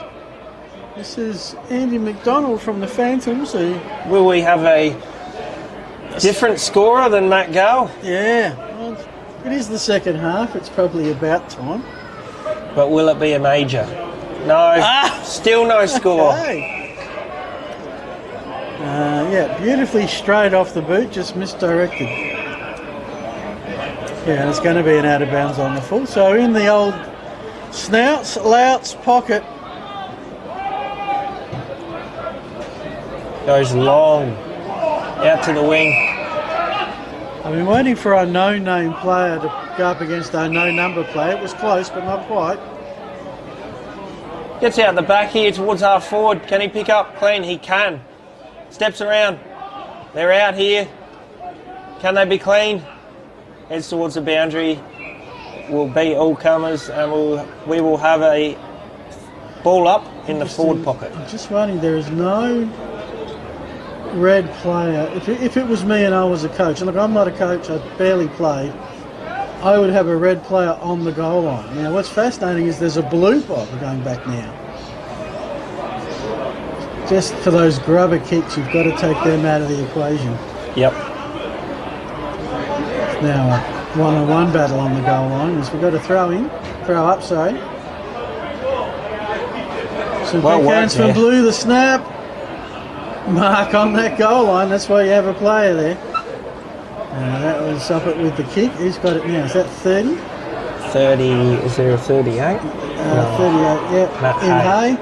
Matt Hay with the goal. And just like that, quick start for the over 40s. We're back to a 2-point margin. No, it's a point. He missed it. How did we miss that? Well, because it gets us all the time, that's why. That was a gilt-edged opportunity, though. The cheer for missing is almost as much as you get the cheer for kicking a goal. Could be a coast-to-coast play going here for the moment for the Reds. Matty Gale again. Ginny's pathway, watch out, folks. The pick-up, the turn, coming back. Don't the tell shot, me. the seventh goal. No. Did he miss that? He has missed. First blemish. Oh, the man is mortal after all. He still holds their whole score, though. Yeah. Can't believe he missed that. It was certainly close. There's no discussion about it. It's coming back his way, though. Now holds the ball up. Will he have another shot? I think he will. No, he's gone with the chip shot. He's a caring, sharing man. There we go. How's that for a goal? Someone else comes to the party for the over 45s.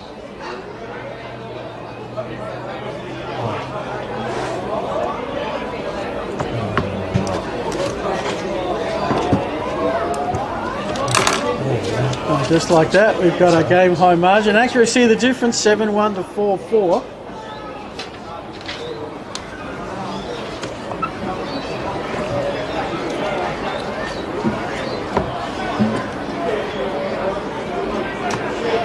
As we're back in the middle. On a bit of a run now, the over 45s. Yeah. They're starting to get away. Well, again, another shocking bounce. The Harpersfield bounce. Ooh! Big collision there. He looks a bit sore and sorry. Heading long to full forward. Brings it to ground. Does it sit up? Ball's in dispute. It's jumped on and we'll have a call up about 15 out from goal.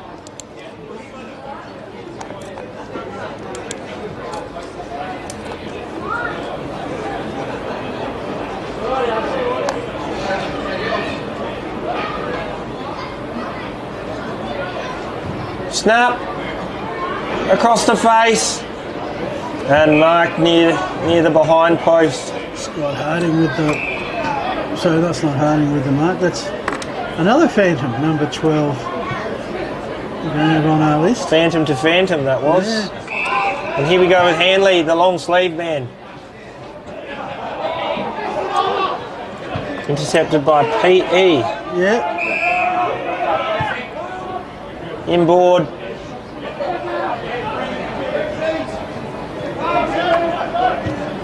Lovely pick up there from Campbell. Sends it inside 50.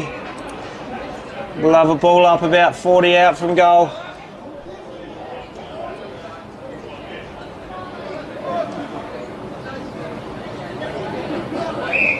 And we'll have another one. Ooh. Bit of a late tumble there after the whistle.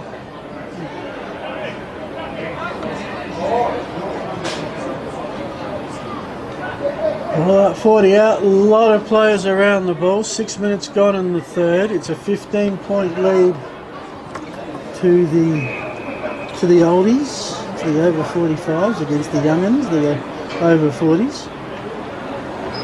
It's all age, it's all relative. That one must have just grabbed a bit of the chalk. Looked like it was going out in the fall, but another ball up. Oh, takes it out of the ruck. Quick snap. Nowhere near the goals though. Coming back out for the over 45s. Fortunate bounce there and great pickup. Are they out? If he can pick it up cleanly, they are. That looked like a throw to me. And now it's coming back. And a lovely intercept mark there. Numbers prevailed. Oh, has he run himself into trouble here? The pressure paid off there for the over 40s. Kicks it to the ruckman. Laffin, who's been very impressive today. Can he finish? Pops it to the top of the square actually. And knocked over. That was 1 versus 4. Hardly fair. The Phantom man could not kick a goal. Rushed over the line. 8 minutes gone, third quarter, 14-point margin. Ground totally bathed in shadow now.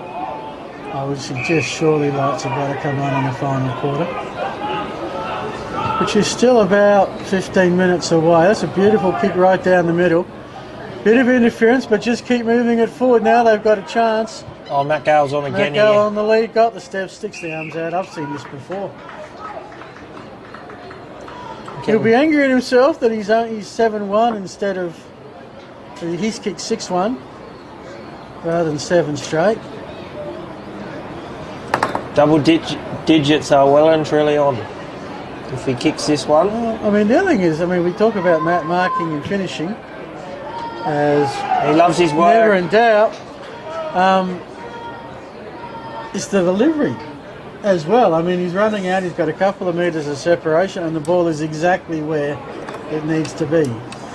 And even if the defender is right there, that defender's got no chance. So kudos to the players that are delivering today. They've kept the 50 nice and open for him too. Yeah, well that's the other thing, everybody else get out the way. That's the way we're working it. And just like that, I'm seeing some delivery and converting today that I don't see it at a league or, semi-elite level. 20-point margin. Blue may be coming home with the breeze, but they've got some work to do. Especially with another red clearance into some space. Blue should win the race to the ball. The over 40s need to get a move on here. They do Blacker with the kick. Finds a teammate. The game fast getting away from them. Yeah.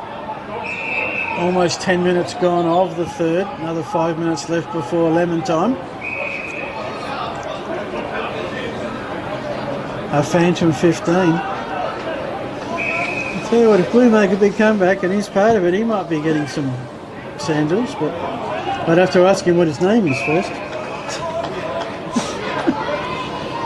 Here we go. 20 out. Straight in front. Don't believe they've kicked a goal this quarter.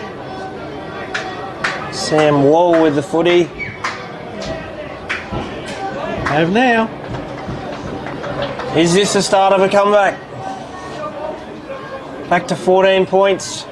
Nearing three-quarter time. Been a good game so far.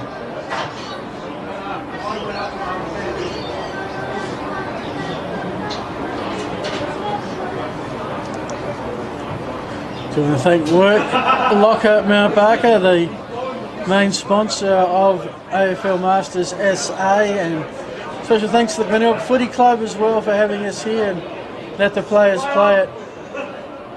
One of the most favourite footy venues in the state, down at the Bay. With Glenelg since, League 1921, Reserves 1920. Has all been at this ground. Right now there's back-to-back flags, and for Tiger fans, you might be listening, you did get up over the Eagles in the SANFL today, well, you're going to, because you're up by 10 goals with 5 minutes left.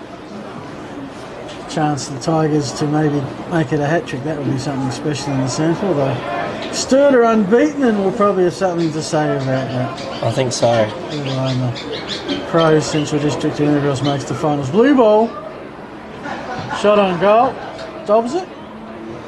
Minor score. Being told to man up because it's going to be a kick out. Inaccuracy plaguing them so far. Well, 2 more scoring shots, trailing by 13 points. Another goal here, to be honest, though, and given that they've got the breeze in the final quarter, you'd think it'd be anybody's match. Oh. Bit of hanging on. Now, how is the red going to... You notice that they're not all charging. It's interesting, they're not all charging. Oh, no. Into... Oh, dangerous kick. A forward 50. Lucky to come away with it. Around here. From the middle now, it's a kick inside 50. There's a fair bit of blue back here. But rolls out the back. Throw in. There's the chase of Matt Perryman.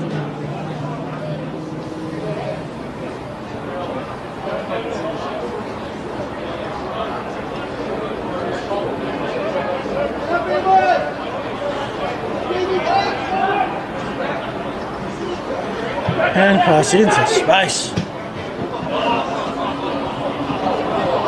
That's a fan of 15.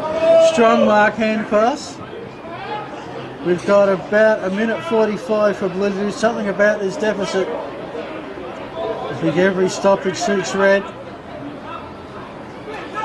And in the end, Ash Townsend, number 99 from the from Paraka. Ensures that goes no further. You don't see too many numbers that high unless you play for Adelaide Uni. That's it. It is a blue clearance to inside 50. A chance to score here. Oh. Indeedy. Number 38, Matt Hay from the Happy Valley Vikings. Could there be not a late confident. A late one coming in? Oh no, the inboard kick does not come off. It's a chance for the red team to maybe go coast to coast. If they do, you think this would back the brakes of it. Hot footy, beautiful pickup over the head of Gale. The bounce is going to be critical. Gale got there first. Is he going to sit up for him? He's got 2 to beat.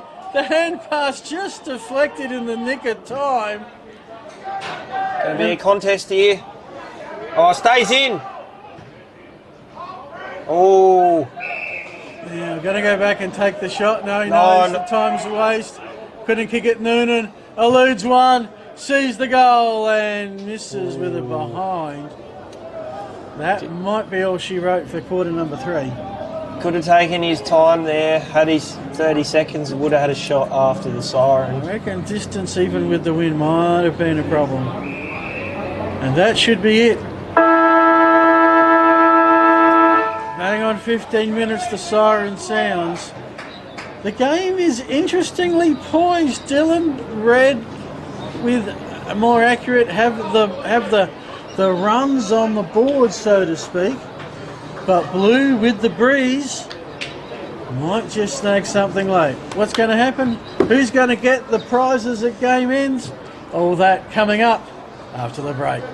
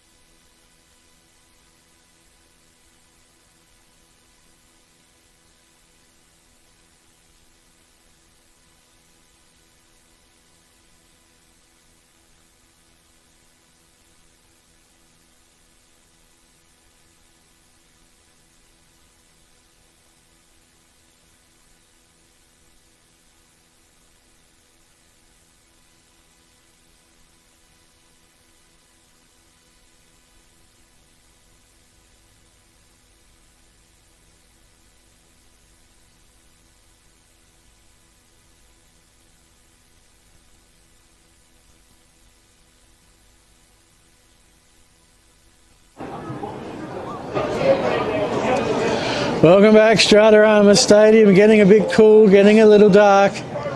Thankfully, just 15 minutes left to play this one out. Dylan, what's your thought? Put your reputation on the line. Who do you think's going to walk away with this one? I think over 45s are going to hold on. I think they've been very strong so far. Runs on the board do count for something. They've kicked goals against the wind as well. Indeed. Which are crucial in these conditions. 15 minutes remain. The ball is up. First clearance should go the way of the over 40s courtesy of Campbell. Well, it won't, because he's kicked it straight to an opponent. Gale from behind crashes the pack. Was caught a little bit in wrong positions with the turnover. Now a couple of fumbles on the forward 50 out. You think if Red get the first, that will be all she wrote. But it is with Campbell for the blue. What does he want to do? Bit indecisive, but goes long. Good pick up on the run.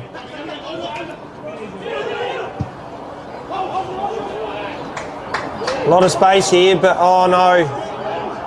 Drops the ball. They get it back somehow. Send it long to the full forward. And safety first there from the over 45s, and we may have lost a ball to the change rooms. Yeah, it's down the race and out the back. Quickly recovered. Of course, it doesn't stop the clock. So that probably doesn't hurt Red. Of course, wasting time while you have a lead is great until you no longer have the lead and no longer have time. Can they make this territory count?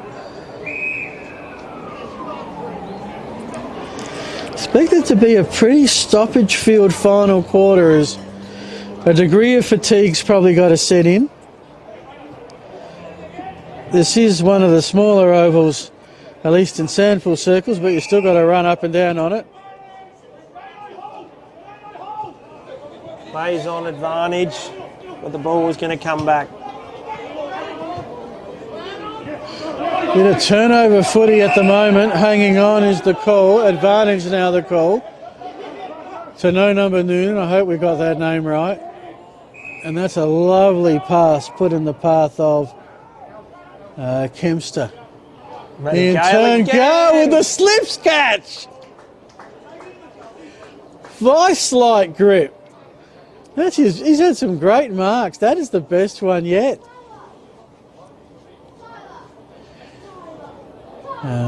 Gonna have to have a chat to the media man at AFL Masters and say you should put together a highlights package. Of course, the media man at AFL Masters is a man with a ball in his hands. Oh no! Oh, and he's shanked it a bit. Thankfully, no window broken or guttering end up on a car on this occasion.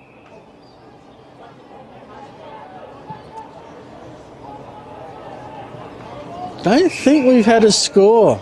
We had one, no, 16 points remains the margin. So Blue need 3 goals or a stack of behinds. Some space here in the middle. Oh, misses the kick there.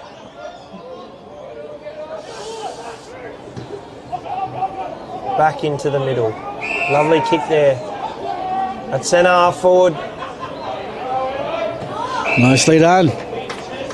Nice hit up. Is he looking for a teammate or will he have a shot? Towards the back.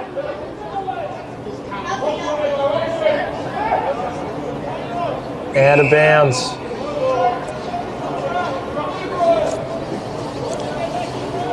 A much needed stoppage in the forward line for the over 40s. Can they make it count? They need one soon if they're going to get back into this game. Of course, not being a throw in, it's a ball up near the square, laughing. Tap out. They're getting their share of clearances, the Blue. That's a interesting kick. Attempted side off the boot, and our Phantom Man's taken the mark. Well within scoring distance. Talked about how the first goal absolutely critical, and the first decent chance to the Blue side. The over 40s playing the over 45s.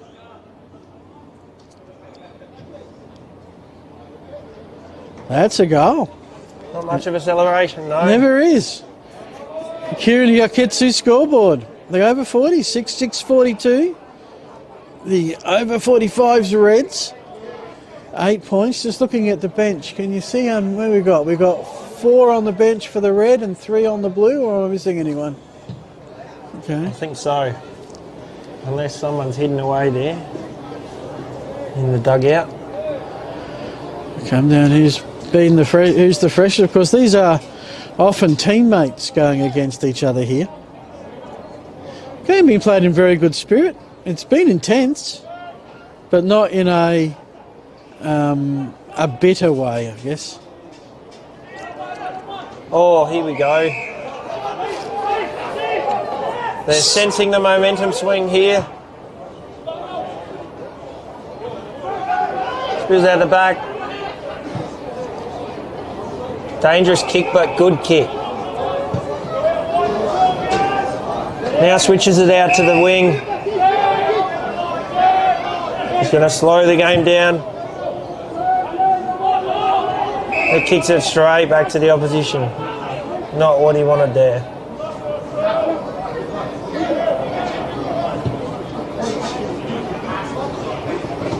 Oh, takes out his own teammate. They're all up, thankfully. They're all up. Not exactly sprinting up, but up nevertheless. 6 minutes gone, which means 9 minutes left. The Blue need 2 goals. You just think if the over 45s in red can sink 1, that probably enough.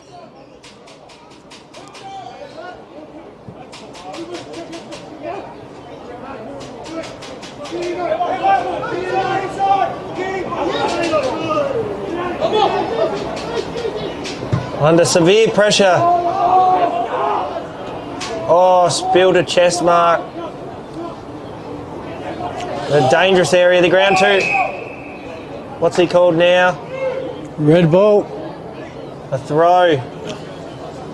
Not what the over 40s wanted.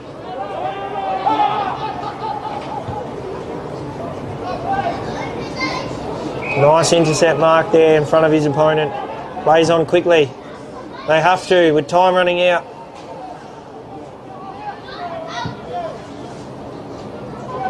Can he bring it to ground? He does.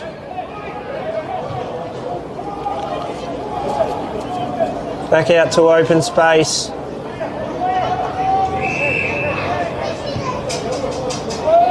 The ball use from the over 45s has been absolutely magnificent today. Matty Gale, can he trap it? He does. He ducks out of it. He could have iced the game there. He has. Has he? Yep. Has that gone through? Oh, there wasn't much of a celebration. Goal.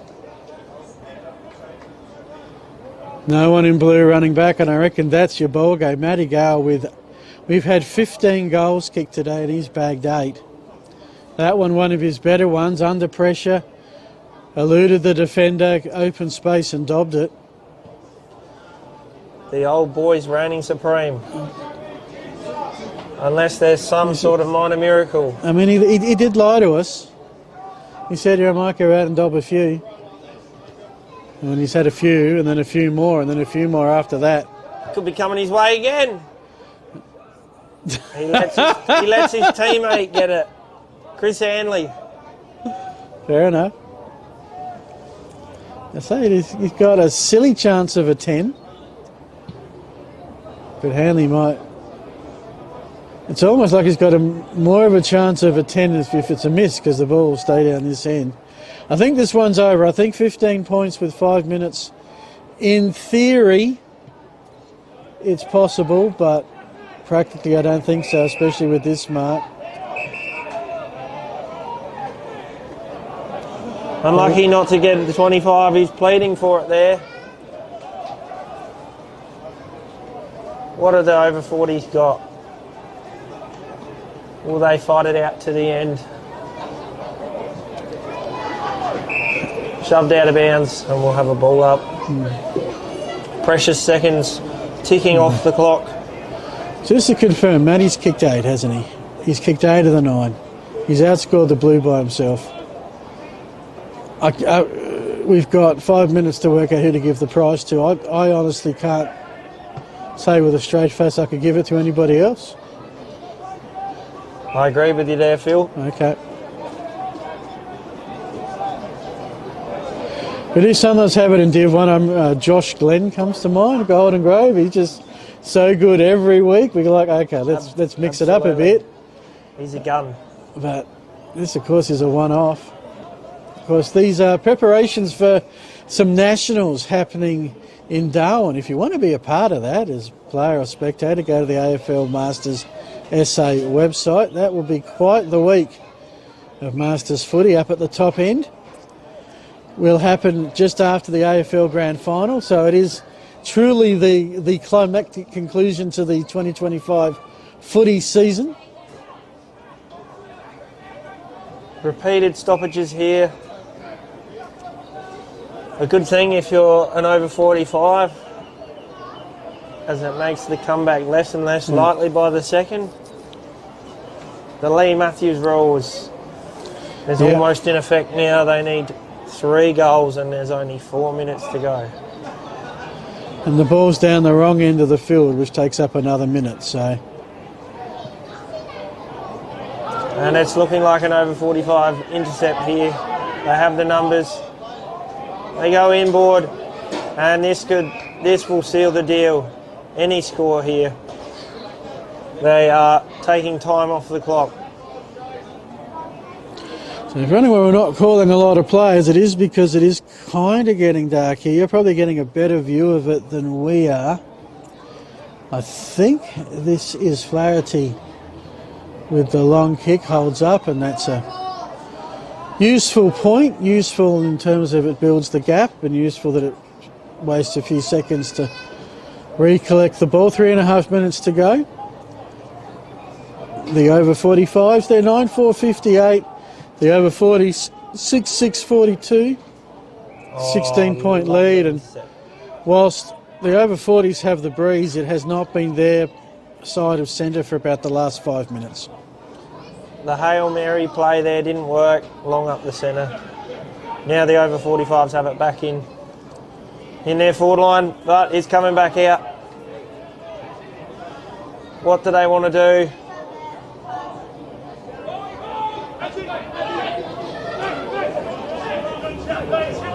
Stripped him. Unlucky not to be holding the ball. Nice grab. That is very lucky to be a mark because it went about 12 metres. That's a lovely mark there.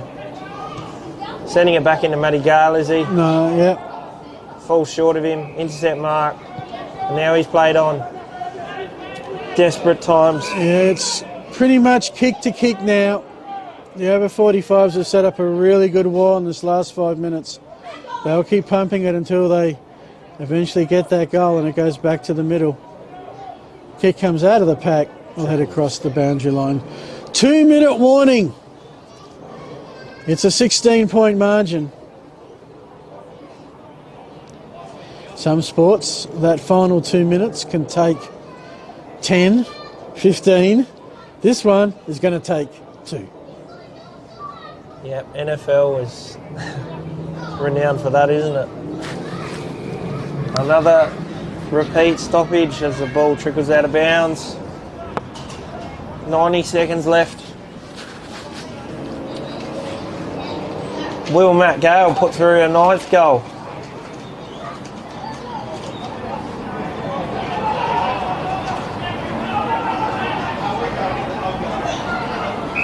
And again, another stoppage.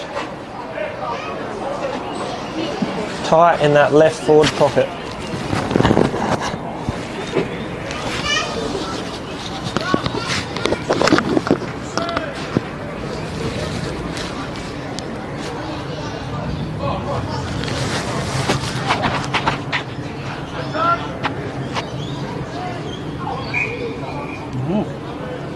Well, I'd better go and find some prizes and leave you to bring us home in the final 45 seconds. Thanks, everybody, and thanks to Dartfish Filming Footy, and thanks to Work Locker at Mount Barker for their great support.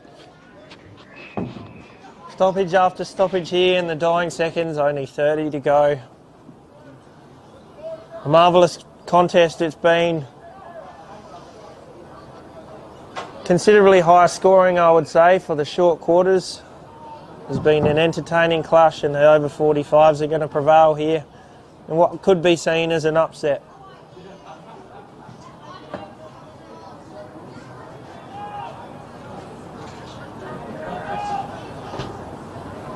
There we go, the final buzzer. What a magnificent contest. A great fun watch, played in great spirits today. I hope you enjoyed watching.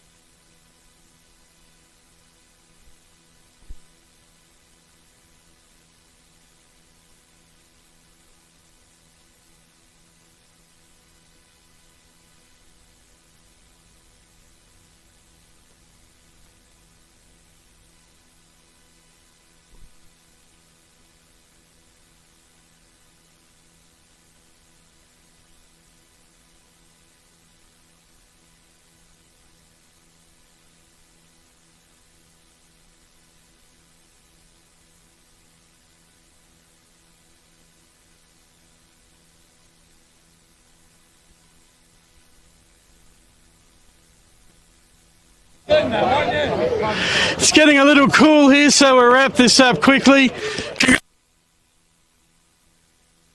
That was a thank you for that. And for those of you that are heading to the top end to represent this wonderful jumper, as you know, we have a most valuable player best on ground, and there was one person we were determined not to give it to. However, how can you ignore someone who kicks 8 goals out of 15? Matty Gale. What an effort. Are you ready for your interview? Don't tell me you're shy. No, definitely not shy. How'd you enjoy that? Oh, I absolutely loved it. Been a long time since I played out here, probably close to 25 years. So, no, really enjoyable. Great bunch of lads, and to have a curtain raiser for these guys that played earlier, or curtain closer, was absolutely superb. And whilst you're here, maybe a chance, do you want to thank some people for today? Yeah, I'd like to thank Diesel Hepton from South, who's done a magnificent job with the Southern Dogs and over 50's coordinator. He's a real star, and probably about Diesel's size. So I might give these to him a little bit later, but the AFL Masters SA, just delighted with this day. Hopefully we can come back next year and bring some over 35s action here, but for the over 50s, what a wonderful send-off, and for us that are preparing for National Masters in Darwin, this is a great hit-out. We don't get these opportunities, particularly to play on an SANFL field. It's been delightful, and thank you very much to everyone involved.